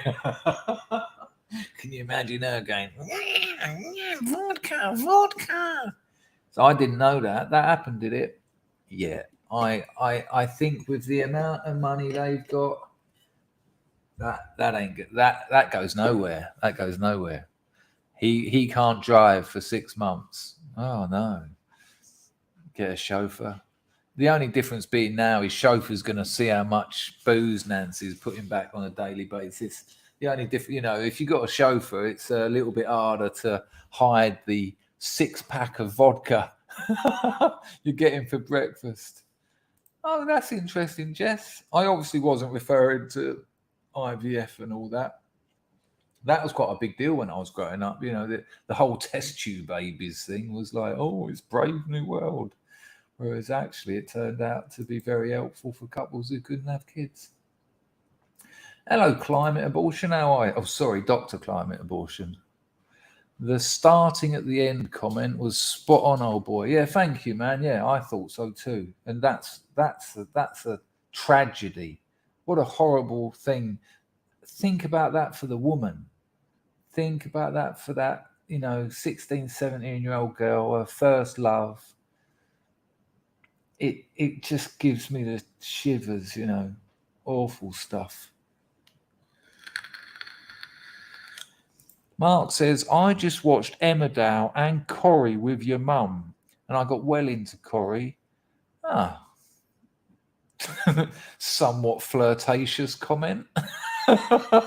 How is she? I haven't talked to her as much as I should. I used to call her a couple of times a week, but I've been so busy lately. When I get a little bit of time to myself, she's usually watching Corrie and Emmerdale with my mates. No, that's very nice of you, Mark, getting round there and seeing her. Did she have computer problems? What in Ex Machina? Sorry, Ex Machina. You thought so? I didn't. I just thought. I wonder what that. I wonder what the old lady gardeners. Yeah, yoy. Nah. But yeah, I certainly enjoyed the film. I did enjoy it. I did enjoy it. He was a snob junkie. Yeah, just Sean, stop. Billy likes it as well. Let me get Billy's entropies up on the screen. Entropy donators get their moment in the sun. The grift has been fair to middling today, but I think the quality of my delivery deserves more, quite frankly. Let me close that, open that up. I'll always think it deserves more, though. Yeah, that's the way I am. Especially when the missus is a few days late. I'm so excited. Wait till I come on here one day and go, my missus is pregnant. I'm so excited. Hello, DTM 500. Hoyt, good to see you, sir. Good call, Pizzle. Got that in there. Billy sent a link as old. He gets his niggling name from niggling somewhere, doesn't he? This is what he says. First one was Vart. I was only joking about ordering a sex ray. Billy, we know. You're always, Billy, I get the feeling you're always sort of covering your tracks. You're Vart. You're a good lad, man. You don't need to worry about any, we know what you're good. You're right. You're niggling, but you're good. £150 hip pump power and an Ethernet connection. I also found the blue alien one funny. And then he sent me a link to a blue alien one. How do you recover from being caught stealing? Fucking hell, the VAR on that. That was ultra VAR. Fucking hell. How do you recover from being caught stealing your parents' dirty VHSs stored along with a bong? The cringe and shame was unbelievable. Nice one on the two Donatiatis, Billy. You get over it by realising it's a standard rites of passage. I reckon one in the chat if your parents found your porn stash at some point. Billy, I reckon you'll just see a sea of ones. Because I don't want to make it. I don't want it to be too humorous, but because it's that the extent of that solution, and I'm still seeing it as a solution, is massive. Pornography, alcohol, feminism, things that have done massive damage to the West.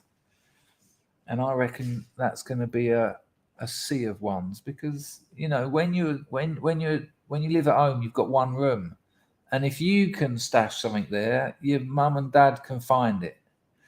I had an ex-girlfriend tell me the other day, because she read my Carry a Bag of Porn in the Woods. I'm a writer, by the way. If you are new here, sign up to my Substack, link in the description. It's totally free. There's 16 short stories in there. Get your email in, and all new ones will be sent to you. And I'm writing up, it is a bit in my novel, but I'm going to put it as a Substack as well, because it's that little story about the bloke I was telling you, thought people were staring at him all the time and that he wanted to beat him up. But I wrote it up, and I didn't know where to insert it in the novel, and then I suddenly thought, hang on, that makes quite a good short as well. So that's going to come. That will be, if you sign up to my Substack, link in the description, that will be coming to your email in about 2 weeks. The shame and cringes. It's how your parents deal with it that makes it. That's the shame element. A good parent will say, look, I understand, but it's a bit grotty. It's a bit grotty. Go and meet a nice lady. You can actually touch a lady. You don't need, but having said that, if I was left to my own mind rather than magazines, I think that might have been a bit worse. But then in my day, it was just women in swimming costumes. And even like 5 years ago, if I felt like a quick one off the wrist, I'd be looking at pictures of Maria Whittaker in a bikini. I don't like all that fucking. Just, can you stop abusing that woman, please? I'm not sure if that's good for her. Awful stuff. And let's be honest. Most modern porn is women being hurt and having to pretend to enjoy it. I can't remember who told the story, but I mentioned it on here a while back. There was a geezer. It might have actually been Norm Macdonald, actually, Dennis. He said he had a drive. No, it was one of the Jackass crowd. Jackass. It was one of the Jackass. I don't know. He meant to say it in English. It was one of the Jackass crowd, and he was talking about what he'd done before he was in Jackass. It wasn't one of the famous ones like Steve-O or the other famous one. I can't remember his name. Johnny Knoxville. It was one of the other lot. And he said he was working as a chauffeur, and he said he had the last job he had before he joined Jackass. He had to pick a load of these porn actresses up from an airport, right, in this big sort of limo. He said, and they all come through, customs, and everyone's waiting with their signs. And he said, and they're all there with their salon hair and their makeup and their snide sort of, Chanel clothes, and their fake painted their soles of their shoe red Jimmy Choo shoes, and all like large in it. Yeah, I'm gonna get like £3,000 for just a little bit of fucking, yeah. And they're all in the back of the car, and there was champagne laid on. They were like, 3 days in the porn industry. Yeah, get some of that cocaine in you. You'll be able to do double anal. You'll be right. Just fucking do it. I'll give you £200 more if you can just. No, it won't be up there long because it don't fit. But you got to make it look like you would have done it. Yeah. What? And then he said he then had to pick them up from the studios and take them back to the airport. And he said the distinction between collecting them at the airport and them all in the back with their champagne, he said, and then the silent drive back to the airport, no makeup, haggard, just all there, just thinking, what has become of my life? They're all noobs, porn noobs, and they thought it was just going to be, they didn't realize the grim reality is to shoot 30 minutes of broadcastable porn. They have to film about 5 hours, and there's fucking fluffers and lubrication and God knows what. Oh, you didn't tell me anything about him spitting in my mouth or anything. Well, that's where the money is. Yeah. Not great. Although I must admit, I don't like this argument when you see ex-porn stars say there's so much cocaine, there's so much drug use in the porn industry. No, I'm sure there is, but there's so much drug use everywhere. There's a lot of drug use in society. I worked in the media. There was loads of drug use. I was on the dole. There was loads of drug use. I was doing a master's degree. Loads of drug use. There's loads of drug use. I think I've made my point. I don't like that idea that there's a lot more of it in the sex industry. People use drugs. That's why it's a multi-billion-dollar industry. Right. This is what Billy sent us. I think it's Billy. Why have you sent me that? If my missus came out now, what, Billy? Tell me why you sent me that, and if you can justify it. If I show that, I get in trouble. I'm not quite sure what it is. It's like, what is it, mate? Am I going to get done? I don't know if I'm allowed to look at this in Cambodia. There's people hanging. There's a man hanging. He's killed himself. She looks about 4. Oh, thanks, Bill. Bye. I can't. You owe me, Bill. If I now get locked up in a Cambodian prison, and I'll tell you what, true story. So my missus showed me today that the Minister of Culture in Cambodia put out a TikTok video where she was going fucking mad. Like, I'm talking, she was angry and vehement, sort of, disgusted she was, right? Bawling Khmer. So although I couldn't understand it, I could see that she was none too pleased. So my missus says, "Oh, look, have a look at this," because I keep telling my missus to do a YouTube channel. My missus' TikTok channel has had something stupid like 5 million likes, and she's got like 500,000 subscribers, and I'm like, you can monetize this. And she's always a bit funny about it, right? And I've got to say, it's the ones with me and her in it that get the most views, because I'm hilarious. So this Minister of Culture, this woman who went mad, I'll tell you why she went mad. Because this Cambodian girl is doing one of those videos where she eats stuff, right? But she's been eating things like endangered animals, endangered flowers, a flip-flop that she dipped in chili sauce. She ate this flip-flop, like, just, and in Asia, Vata Taka. That was Vata the otter.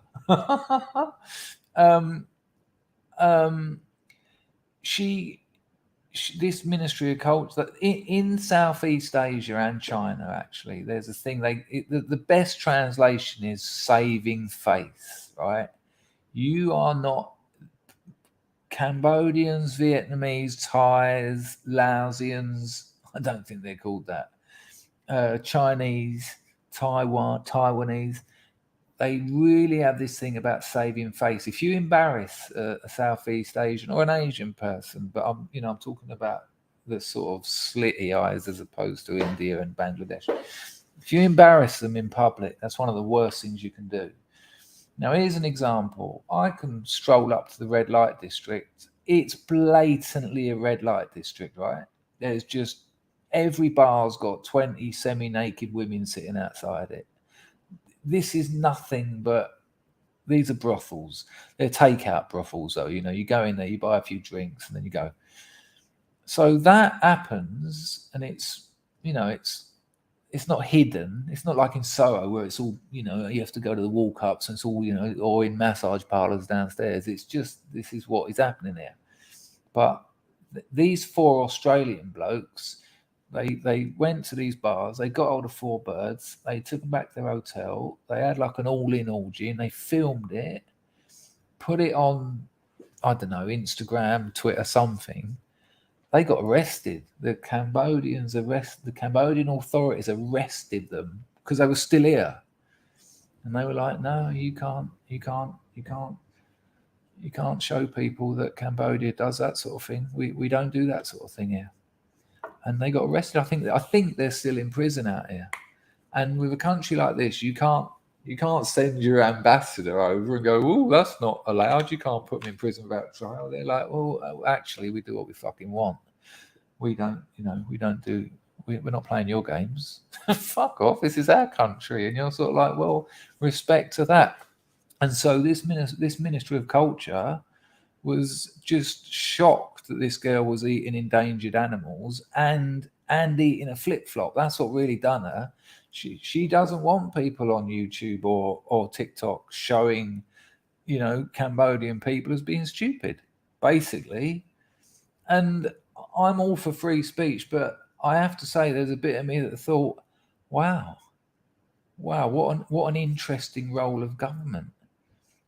Be fucking proud of your country. Don't act like a fucking idiot. Don't get on the internet and go, because that's stupid.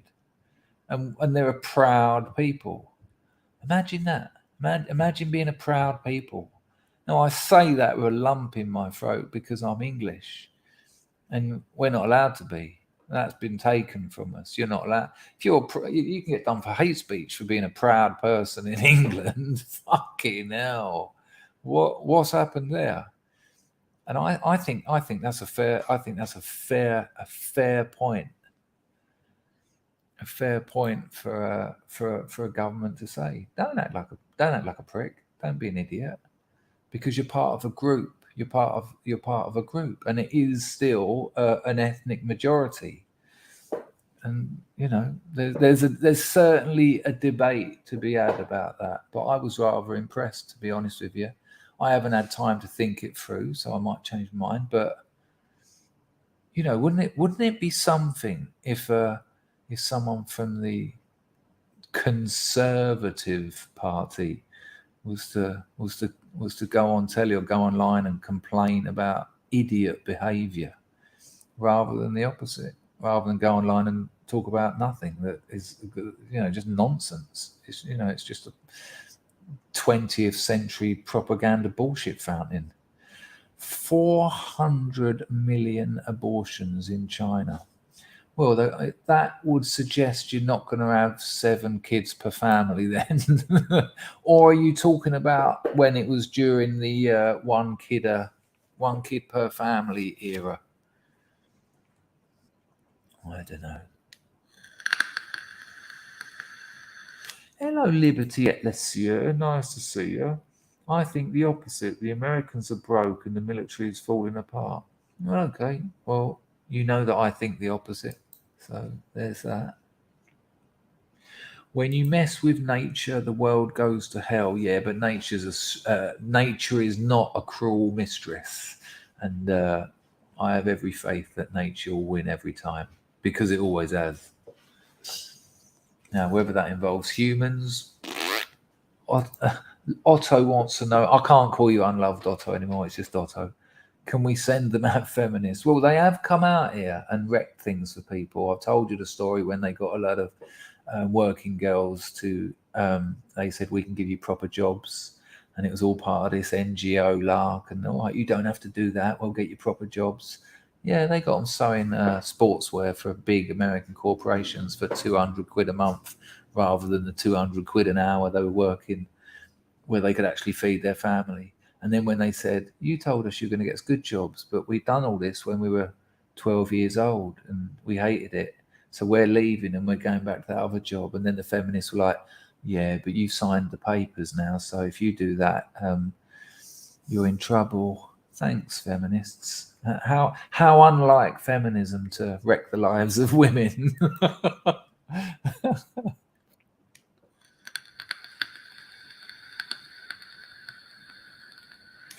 42, amazing point. Dangerfield. So they have millions of young men that have no access to women.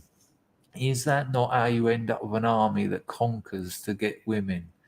Well, I've got to be careful for obvious reasons, but look at the holiday camps they've got down there at the moment. I think we all know what I'm talking about there, and they're they've conquered them in their own land. That's certainly happening.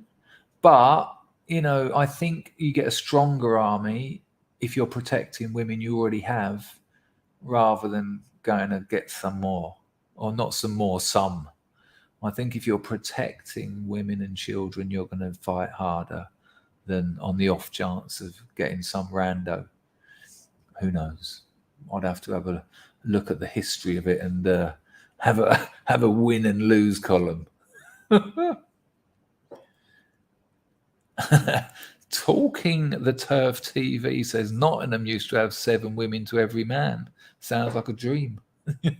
Yeah, but there's problems with that because they throw themselves at you, and you know, you're young, you're hormonal, you've had 4 pints of beer, and you wake up and you're like, oh, not again.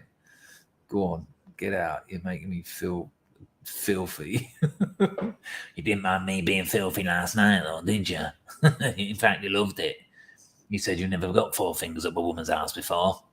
How old are you? Last night you said you liked them old. Yeah, but I didn't know you had a fucking walking stick. Yeah, where's that been and all? You know what I mean? Go on, get out, you filthy bastard. There's got to be 1 million female students walking around our city centres. I don't know what that means at all, but it's nice to contribute, I suppose. Talking the Turf TV, you knew in these parts. I have got a vague memory of the voice. Right, let's see if we can get a couple of people on. It's 3:30 in the morning, so it's literally going to be a couple of people. You scored off your brother. There's only one real source of powder in Dartford, and it all comes out from him. Right, let's see if someone wants to come in. Someone new, or someone who hasn't been on every single time. Oh, they're in. Look, just while we're talking about it, there you go, people. Everyone is here to fuck with you. Strangely on the money. Right. Exactly that, Otto. That's what I was thinking. Hello, Matt. Exactly. Terrible language that was, wasn't it? Everyone here is to fuck with you. Bye. Right, here we go. I'll put the link in the chat. No, Packer. I don't mean not Packer, because probably no one will come in. But I'm trying to. Pizzle, you can come on. Come in now. Hello, Quaddy. Dodgy internet. Nice to see you, though, son. Hope you're all right. I could do with an update. Packer dropped £3 in. I've missed loads of donations. Packer dropped £3 in. He said £3. And there's a couple. Oh, hang on. Oh, that's probably Pizzle. Pizzle, can you just give me 1 minute? Because otherwise these the comments in the donations will be miles behind. And that's not really fair for people who are using entropy. And I missed one from Rag, so I can deal with all of these right now. Give us a second. I'm with you, Pizzle. I'll give you a couple of seconds to get a bit of product in your hair. Get it how you like it. It looks good, you little bastard. Right, here we go. Little bastard, just out of the blue there. Right, 1 second. Here we go. So Packer dropped in £3. Nice one, Packer. Rags said, have it. That was over on Super Chat. Sorry I missed that, Rags. Matt drops $5 Canadian, 2 minutes of driving or a Galan lunch. I know where this will be better spent. That's going to be a Galan for sure. Nice one, Matt. Hope you're well, mate. Billy drops another £5, double anal. So you're rubbing your dick against another man's member in an arsehole. Yeah, I mean, I tried not to put it as bluntly as that because I thought people would understand. No thanks, I guess I'm homophobic. I don't know what I sent that was obscene. I'm confused. That link you sent me a link to some Chinese porno site. It looked very suspicious to me. What did you think it was? I hope you didn't send the wrong link without realizing. Billy, I literally can. Sorry about that awful sound. I literally cannot show you on the screen because I'll get a strike for that kind of material. Right, Pizzle, give me a second so that you haven't got an echo. Praise be to the Pizzle. Hi, Chris. How you doing? You okay?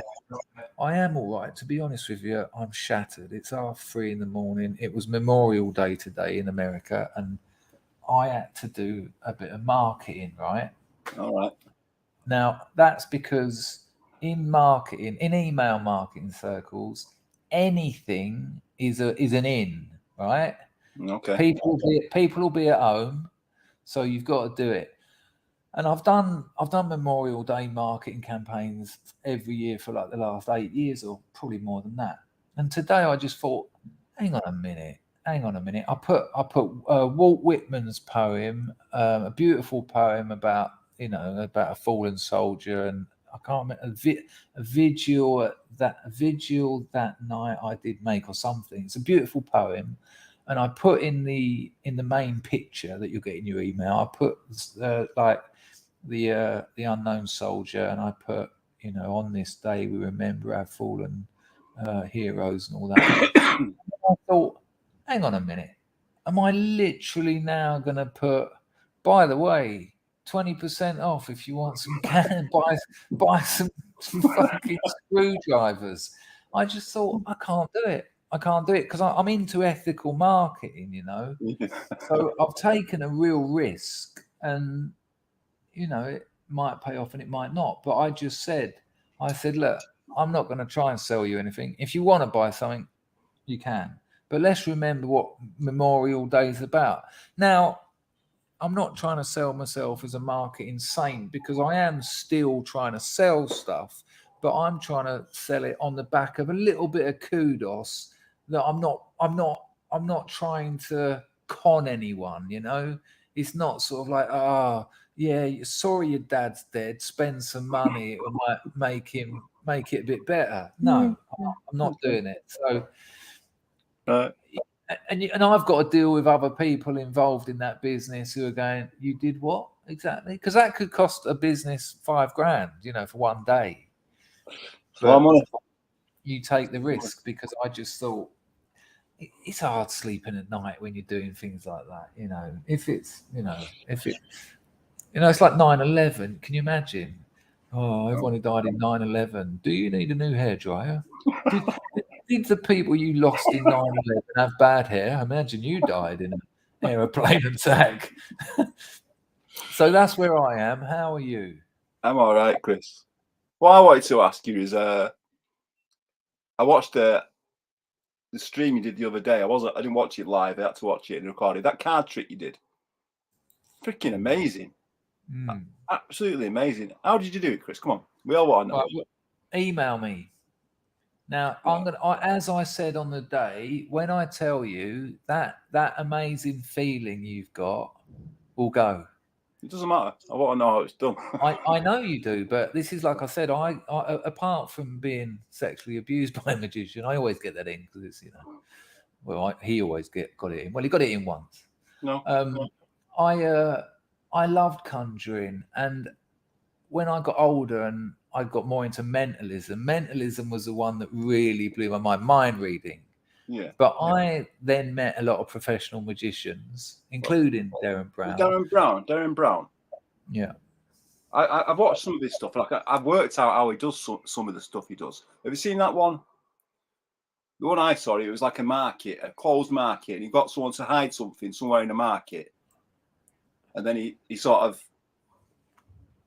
grabbed hold of the person. He said, "Right, I'm going to take you to where you've hidden it." And then he gets there, then he grabs his hand, and he goes I know to exactly it. the one you mean, yeah. But he's doing that. He's sort of, because the guy thinks Darren Brown knows, so he's sort of. That's he's exactly sort of it. Darren Brown to it. That's exactly it. Yeah. And then when he puts his hand up at the end, he sort of moves his own hand. So Darren Brown just sort of lets him do it.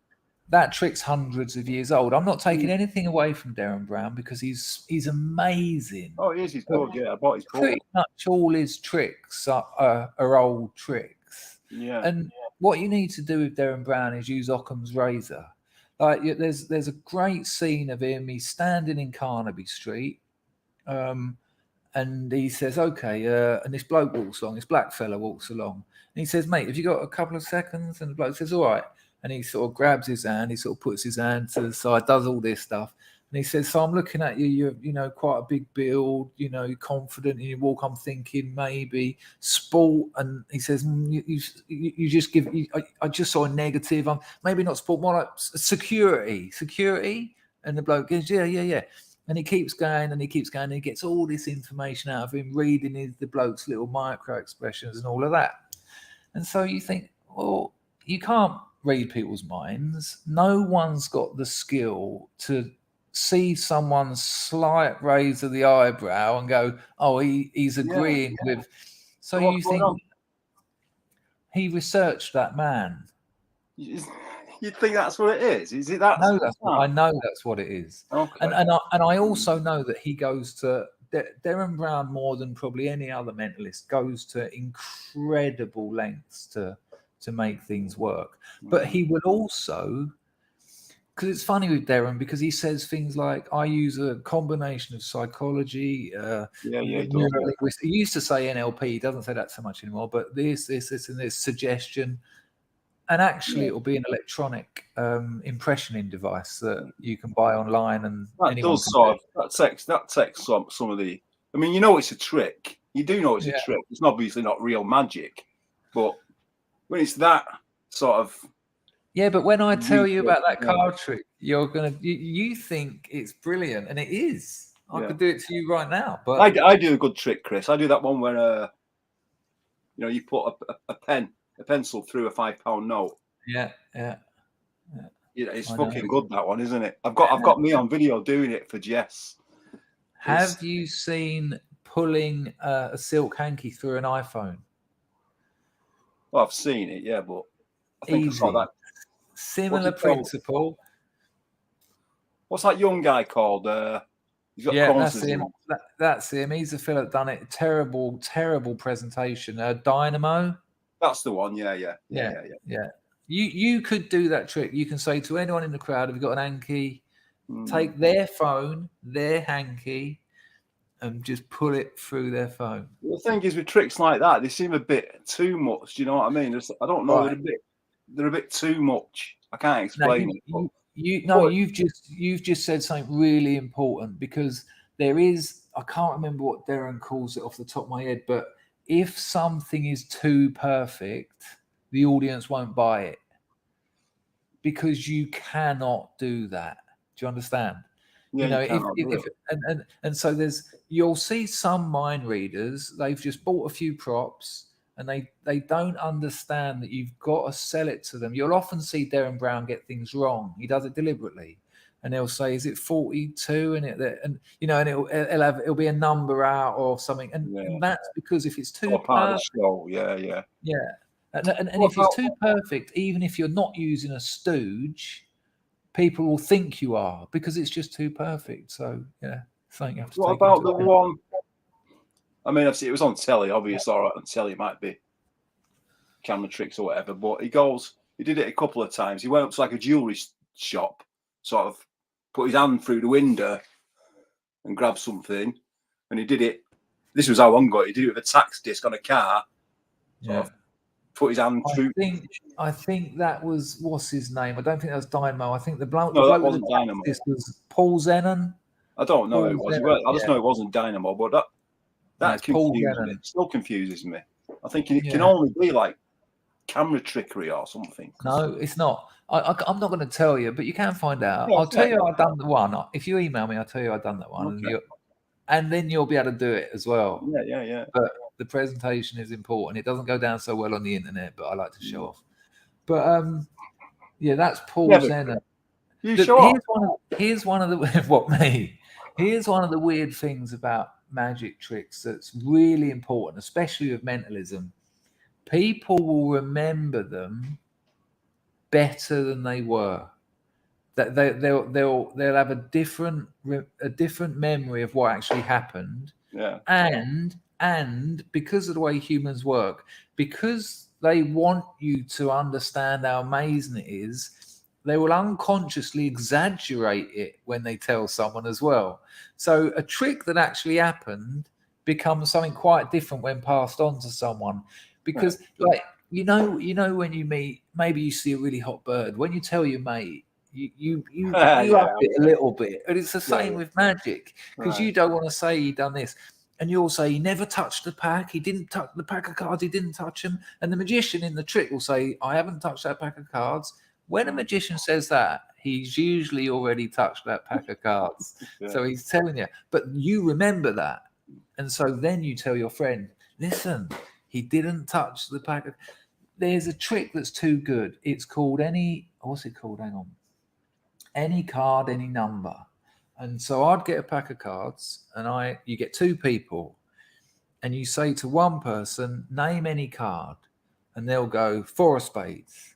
And you've got a pack of cards in front of you, and they say 4 of spades. And you say to the next bloke, any number between 1 and 52, because that's all the cards in the pack. And they'll go 26. And then you give the cards to the person who named the card and said, count out 26 cards. And they do it. And it's the card that they said. Mm. And look it up online. Look after this, look up any card, any number, and it's called the perfect trick. And see if you can work out how it's done. I won't be able to. But I prefer that. No, you will. You will. But no, you will, because just Occam's razor it. Yeah. Okay. How? So just you keep prefer? going. So you prefer that sort of close-up table magic to stuff where like making the Statue of Liberty disappear and all that? I'm not interested in that. No, it's like rubbish. really massive stuff. It's no, I've got shit, no isn't it? interest in illusions whatsoever. I like Harry Houdini's Metamorphosis, but that's because Houdini done it, and it was a different era. But yeah, I like my favourite magic is close-up mentalism. Yeah, close-up stuff with cards and coins and all that. Yeah, but more the mind reading. But again, close-up. Yeah, and I like the rope stuff as well. That's quite good when you can get good at that. But yeah, I'll definitely email you, Chris, because you've put it now. You have to tell me. Yeah, I'll tell you, and I'll tell you how to do it. And if you'll have to do a couple of things, but you'll be doing that in about a week. But if you're doing it I'll put all this in the email. But when you do it in person, I beg you to practice before. You'll be wanting to do it tomorrow. And if you don't practice, you can fuck it up. And if you fuck it up, there's no out. Like with most magic tricks, there's an out. Like, so if I say to you, when you did it, there was sort of an extra layer because you sort of did it over the internet. That was that was an extra layer of sort of amazing, wasn't it? For me, that made it.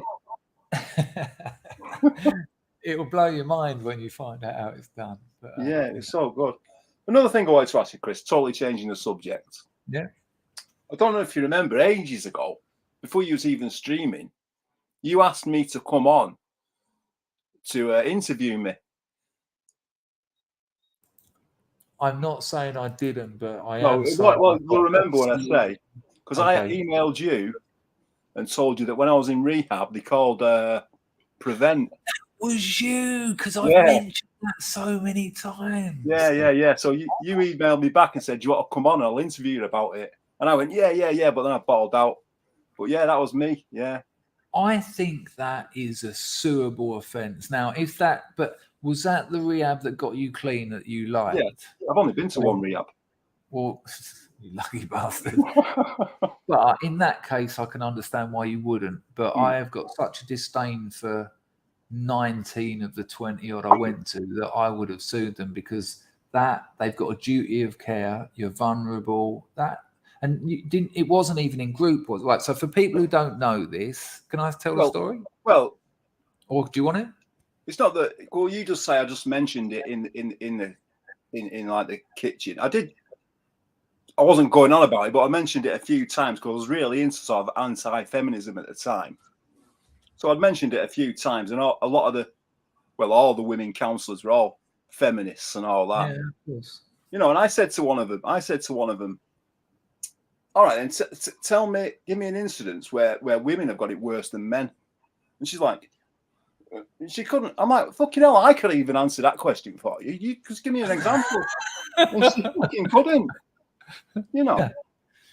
But the thing is, it doesn't matter what you say. It does. You're in a vulnerable position. Your head is in the clouds.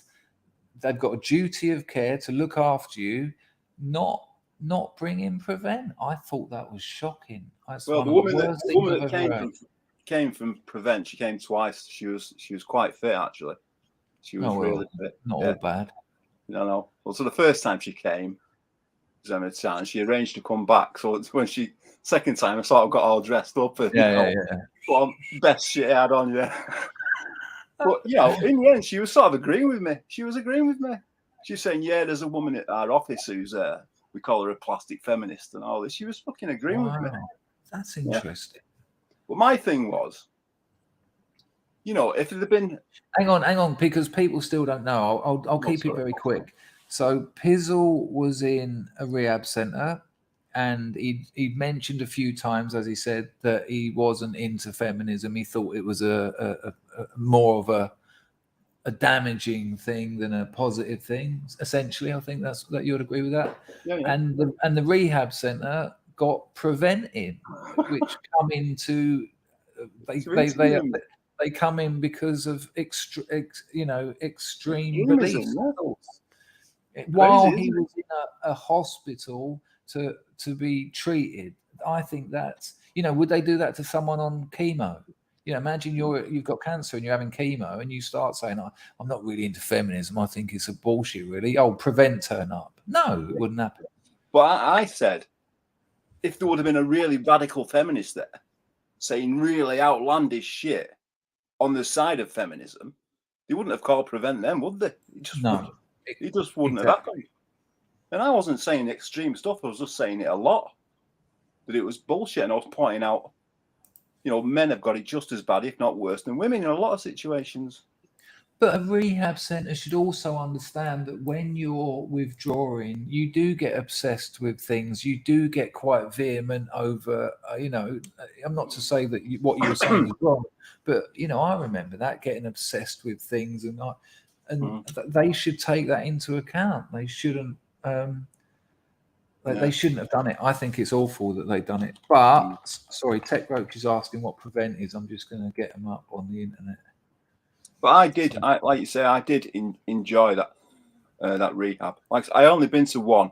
I went to one and I was ready to quit. That's why it worked for me. I have to say, there's a lot of laughs in rehab. There is a lot of laughs. It was awesome.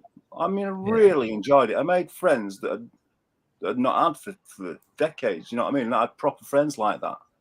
Yeah. It was really good. Amazing. It's amazing when you go through that first couple of weeks of agony, but then you get that first couple of hours sleep, and you start the nervousness of the new environment starts going. The bird on the jump when you walk in starts knowing your name, and then there's other new people. Yeah, no, I do have fond memories of one rehab, really fond memories of it. Yeah. I remember, what really sticks out to me is I laughed. I mean, I laughed a lot, with my mates there, belly laughs that had not done for, just not done it for decades, proper laughing and having a joke with people. And over really stupid things like when they get you to go and play rounders on that on Friday afternoon.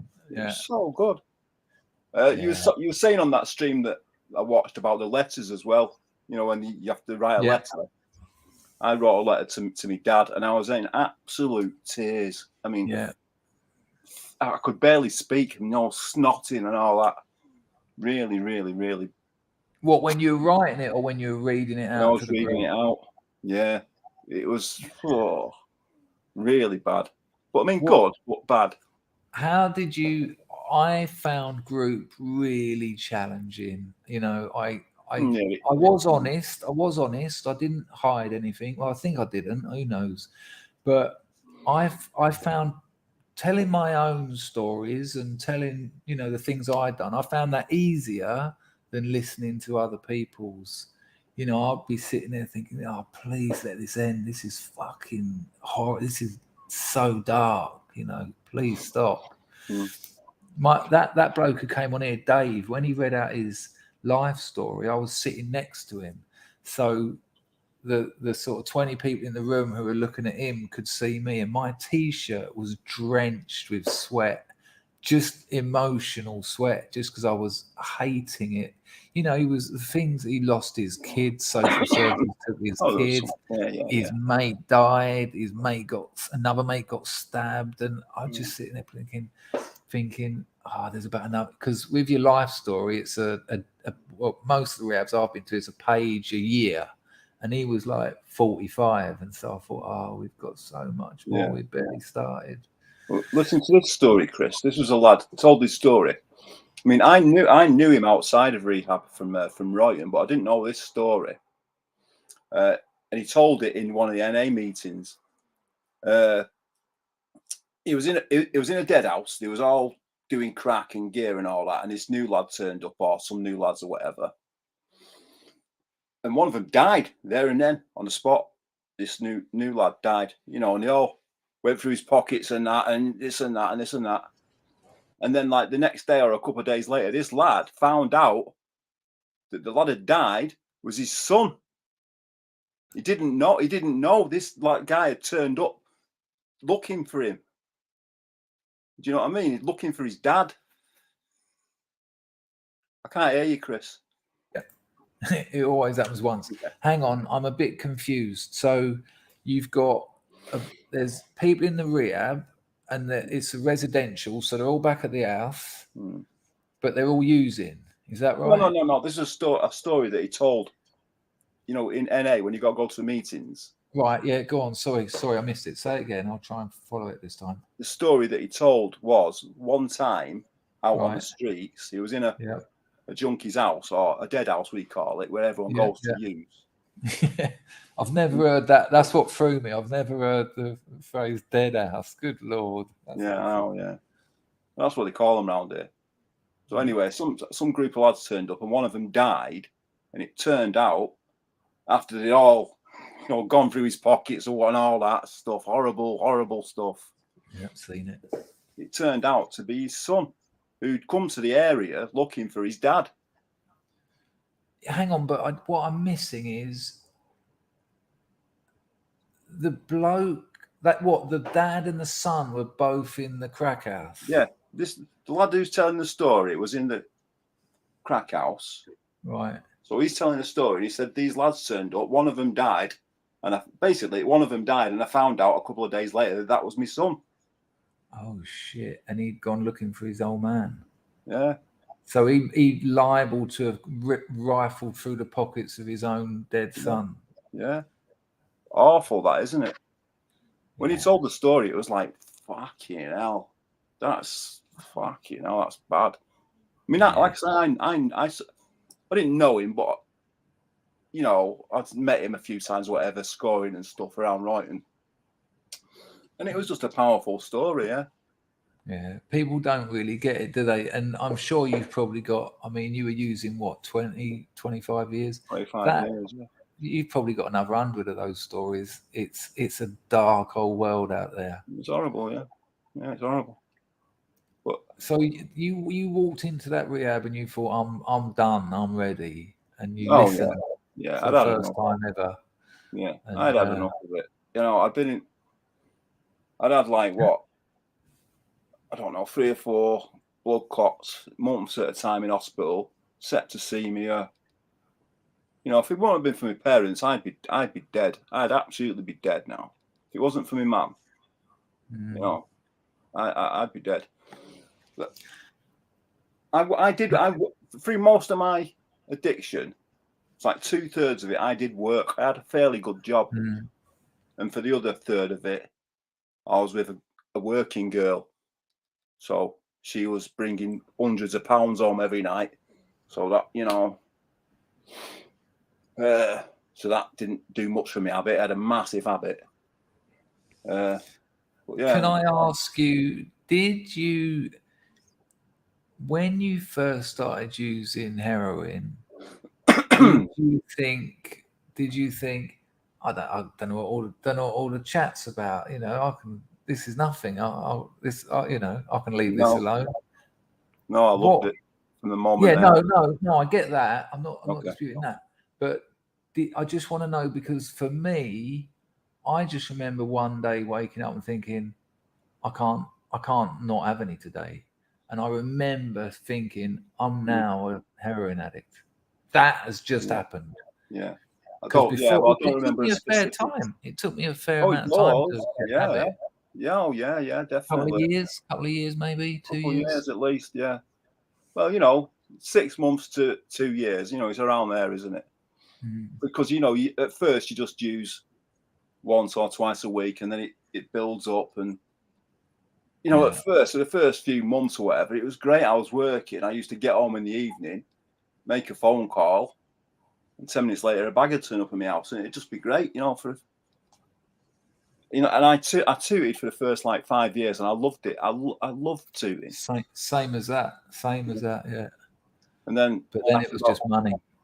Yeah, about 5 years, I started jabbing it, and it goes downhill then. Really quickly. Really quickly. Yeah. That's a bit of a different world, isn't it? Good Mm-hmm. Lord. How long have you been off it?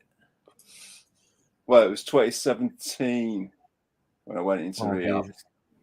It was the end of 2017 because it was Christmas while I was in Christmas and New Year from 17 to 18. So whatever that is, 4 or 5 years. That's amazing. You went in over Christmas. Probably a good move as well. Ever been tempted? Yeah, I've never got an habit again, but for the first while, say for the first year, I had the odd bag every now and again. And I didn't enjoy him. Yeah. Well, I never got an habit again. No, good for you, man. I had 3.5 years off of everything, and it's weird because I say off everything, but I hadn't really made the changes up here. I was whoring like crazy, like 2 or 3 a day. Yeah. And my sponsor kept saying to me, "You're just it's the same." Yeah. And you're distracting yourself from yourself. You're just using women instead of drugs. And at some point, it's all right when life's going well, but when life gets on top, my guess is you'll use. And I was like, no, I'm all right. I'd go to meeting. I went to 2 or 3 meetings a week. I was a secretary of the big Soho meeting. Yeah. And I think Queen's Park Rangers beat Arsenal at home and pulled a bag. And that was me done. Fuck. I used to like going to meetings as well. I used to, at one point, I was going to like 2 a day. Yeah. And I went to one recently, the first one I've been to since the lockdown. When the lockdown started, all the meetings stopped. Yeah. And then about a month ago, I went to a meeting that I used to go to, and I didn't know anybody there. I didn't know anybody. It was weird. I thought I'd at least know somebody, but it was all new faces. I felt really strange. So I've not been back since. That is interesting because a lot of NA, there's a lot about NA I really don't like, but the bits I do like, I really like. And that fraternity element, I've met a lot of good friends in NA. And to be able to go to a room and know everyone there was important to me for a long while. There's no meetings in Cambodia, there's not even an AA meeting out here. Is there not? Wow. No, and I probably would go if there was. I'd probably go once a week. Yeah, because they make a big deal about it being all over the world and that, don't they? Yeah, no, there's nothing here. I think out here, there is in Thailand. When I've been out to Thailand, I used to go to meetings. I went to one meeting. There was 6 people there, and they all spoke different languages. So no one heard anything the other people said, but it was still a good meeting because it was like, it's tricky being in Thailand without problems, isn't it? But the problem with Cambodia, I had the slight fear about this in Thailand. I wouldn't be surprised if the old Bill started sniffing about, I wouldn't. Maybe that's a bit unfair, but I tell you what, in some of the meetings in London, all the dealers used to turn up outside. I know, yeah. Well, when I was in the rehab, there was a convention. They have these conventions, don't they? And close to the end of my rehab, we went to a convention, and there was someone selling coke in the toilets. Yeah. I'm surprised he didn't get his head kicked in, but yeah, there was someone selling coke. Yeah, I'm surprised it didn't. Did you ever go to the big national convention in Birmingham? No. I'd done the stand up at one of them. Oh, really? And about half of the audience just left about 5 minutes into it. They weren't happy, and they had to put a warning on every table that the material in tonight's entertainment might not be suitable for everyone. I was used to it by then. But listen, man, you've done well though. You know that's amazing that you done one and it worked. Do you keep in contact at all with the staff? No, I'd like to though. I'd like to look up a couple of them. There was one of them guy. You know why you should do? Because they like people who went through there and it worked, because they like to ask you back to talk to. I know they do, yeah. Yeah, and that's really helpful, because you know people don't have a lot of faith in those places. They think they're going to be in bed getting their foreheads like that, and no, you're going to have to talk about yourself like you never have before. And for people who've done it to turn up and say, I came here X years ago. Yeah, well, when I was in there was you know ex patients, whatever, coming back giving talks. Well, every Friday they used to have somebody come and do a talk that had been through. So, but yeah, no, I'd like to look up one of them. One of them was a Scottish guy called Tam. Hang on, Scottish Tam. Scottish Tam, yeah. When I very first saw him, in the streams, I asked, "Do you know Scottish Tam?" Yeah, is it the same bloke? No, but I thought, is that him? So I said, I thought then. Yeah. I said, do you know Acorn in Stockport? The very first time I saw him. He's like, no, it don't mean anything to me, that, mate. When you were in, was it residential? Did you go into a place and then go home, or was the beds on the premises? Oh no, I was there for 5 months. Yeah, slept there. 5 months, full. Fuck me. Yeah, that is a long one. So were you in a dormitory or a shared room, or did you have your own room? No, I had my own room. You fucking hell! I'm kind of lucky. What kind of elitist rehab? What was this? The Priory or something? No, it was good. I really liked it. I'd like to do it again, but I'd like to. Well, I can tell you how to arrange that. But you know what? You say that I've been to rehabs where they've had people in there who are clean, who just want to go through that process again to. Really? Yeah, many times, yeah. And if you're, imagine you've got 10 years behind you and you're starting to think, or maybe you have a drink and then you might think, hang on a minute, what the fuck's happening? That could save your life going in and doing maybe just like 2 or 3 months, Yeah, but it's not free, is it? I mean, it was free for me because the council paid for it, or whoever, I don't know who paid for it, but there was people there that paid for it themselves, and it was, grand. I don't know how much, but the one that actually got me clean, I paid for, and it's some weird stories. I was loaded at the time, and it was a charity, and they were running out of money, and I paid the staff's wages, and but between me and the boss, who was my sponsor, we couldn't tell them because and that some of the staff lied about me because they'd fucked up my treatment. They said that I was not resistant to having my mum come down, I was dependent on her, and so I should have had. And I said, I was resistant in as much as I said I don't want to do it, but everyone said, who wants their fucking parents in here having a fucking chat with you about my life? Yeah. But they just forgot, and it all kicked off. And then the boss said to me, will you have a 1-to-1 with your your main counsellor and me there as just to co-facilitate? I said, yeah, of course, because I'm not lying. He said, I'm glad you said that, because he said he won't do it. He said, so that's a bit sus, isn't it? Yeah. And what they all didn't know, because when it came to the the few days before my graduation, they said, right, we've got one graduation this weekend. And I thought, well, that's me.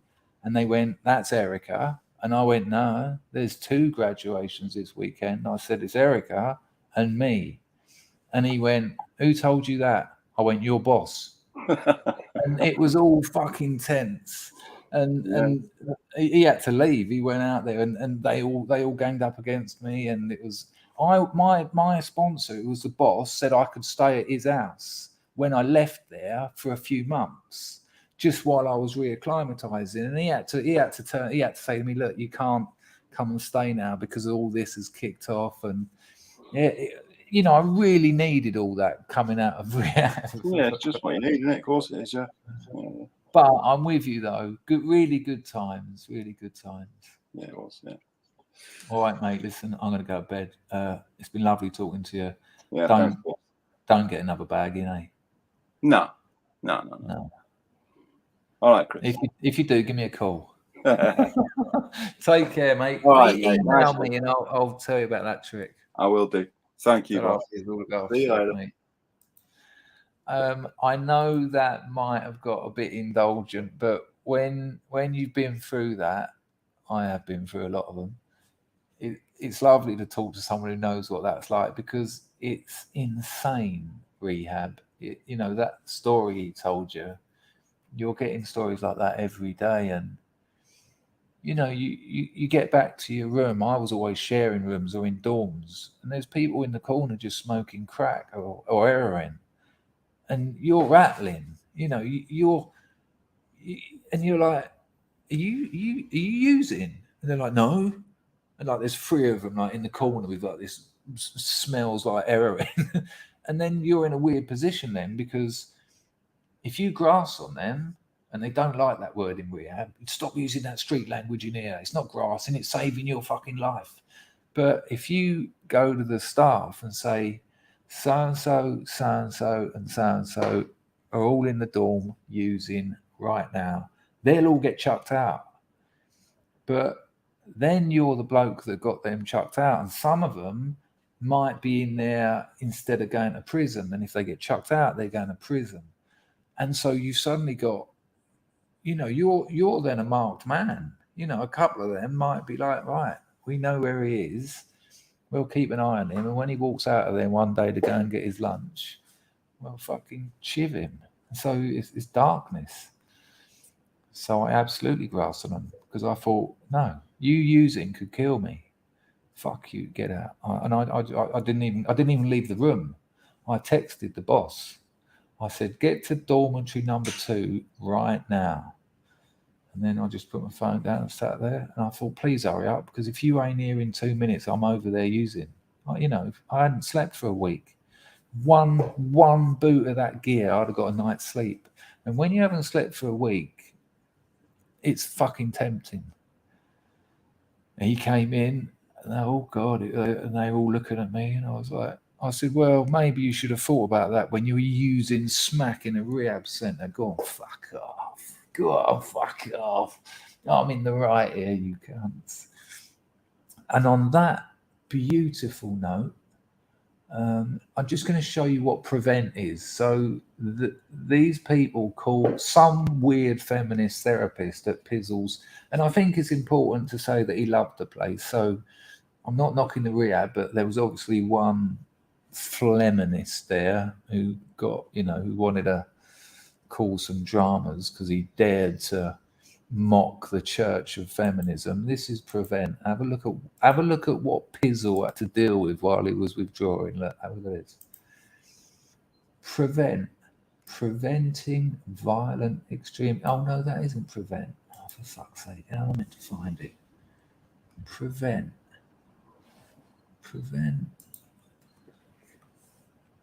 Anti-extremism organization.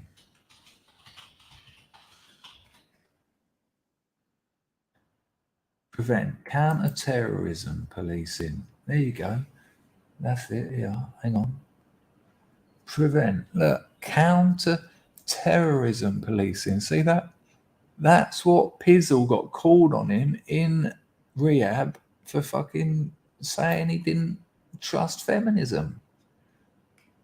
Police have had a long history of working to prevent vulnerable people being drawn into criminal behaviour. Fucking shocking. Good Lord. Good gosh. Feminism, they've got so much power, haven't they? What irreparable damage they've done to Western Europe. I don't know. Right, I want to thank everyone who donated. Week grift for 4. It's now 4 a.m. But thanks to everyone who donated. Thanks to Steve Train Rags for looking after the place. An absolute pleasure to see Tech Roach. Send good vibes to Moslab. And thank all of you for listening, all of you for coming here. We've had 120 people in for the majority of the stream. It's a real pleasure for me. I will now try and get some sleep and hope the missus doesn't decide to wake me up at 8 o'clock in the morning. She doesn't. I'm going to play New Shoes. Oh, actually, I'm not going to play New Shoes. I'm going to make a change because I've been thrashing that one. I'm going to play a little surprise for you. Hang on. It's been a while. 1 second. What are we doing? Bless you all. Best wishes. If I don't see you tomorrow, it'll be the day after. I've got a lot of work on at the moment, but I will try and do a stream tomorrow. Take care, everyone. I've really enjoyed this. 2.5 hours of absolute scrubbist magic. Ta-ta. System, the company store, the paradigm of absolute control. And that's why we're just out here doing simple things, pointing out that we're meant to be in nature and be natural. And this is where we find the source that God made to transcend the New World Order. And that's why they want to try to keep us out of it. I'm angry. I've had enough of these people. They're a bunch of Christian murderers, scum. They're on giant death factories keeping babies alive. You're selling their body parts. What more do you need to know about these people? I go out and face these scum. They literally crawl out from under rocks. They have green looking skin and they run around screaming, we love Satan, we want to eat babies. I have them on video. Hillary's in the creepy weird sick stuff, man.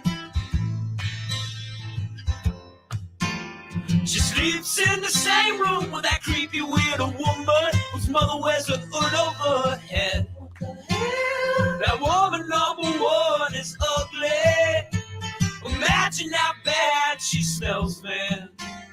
I'm told her and Obama just stink.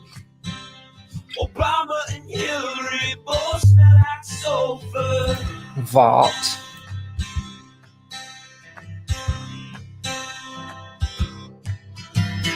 Literal vampire pot belly cow. Good call, Paxman. Hobbling round, coming after us. My spirit gets Bless you, close Tech to Roach. that Good to see you, evil mate. and I feel it go.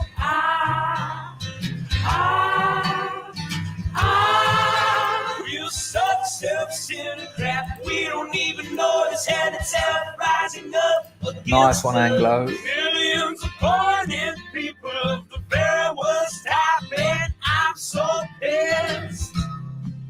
We're gonna stare your daughter at the mall. Will do, Baz. Remind me nearer the time, Gonna mate. stab your wife, your son. Ooh.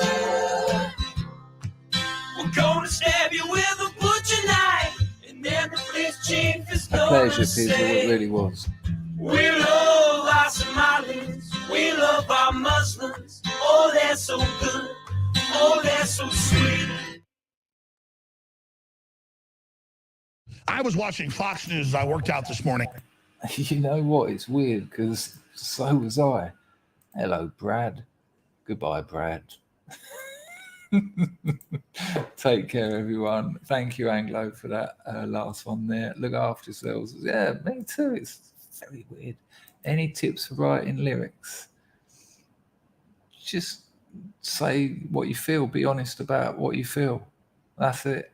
Just be honest. Be self-aware and be honest. That's all you need to do. Don't filter Don't listen from other people's ears. Listen from your heart. Now go on, piss off down your own end. Hoita.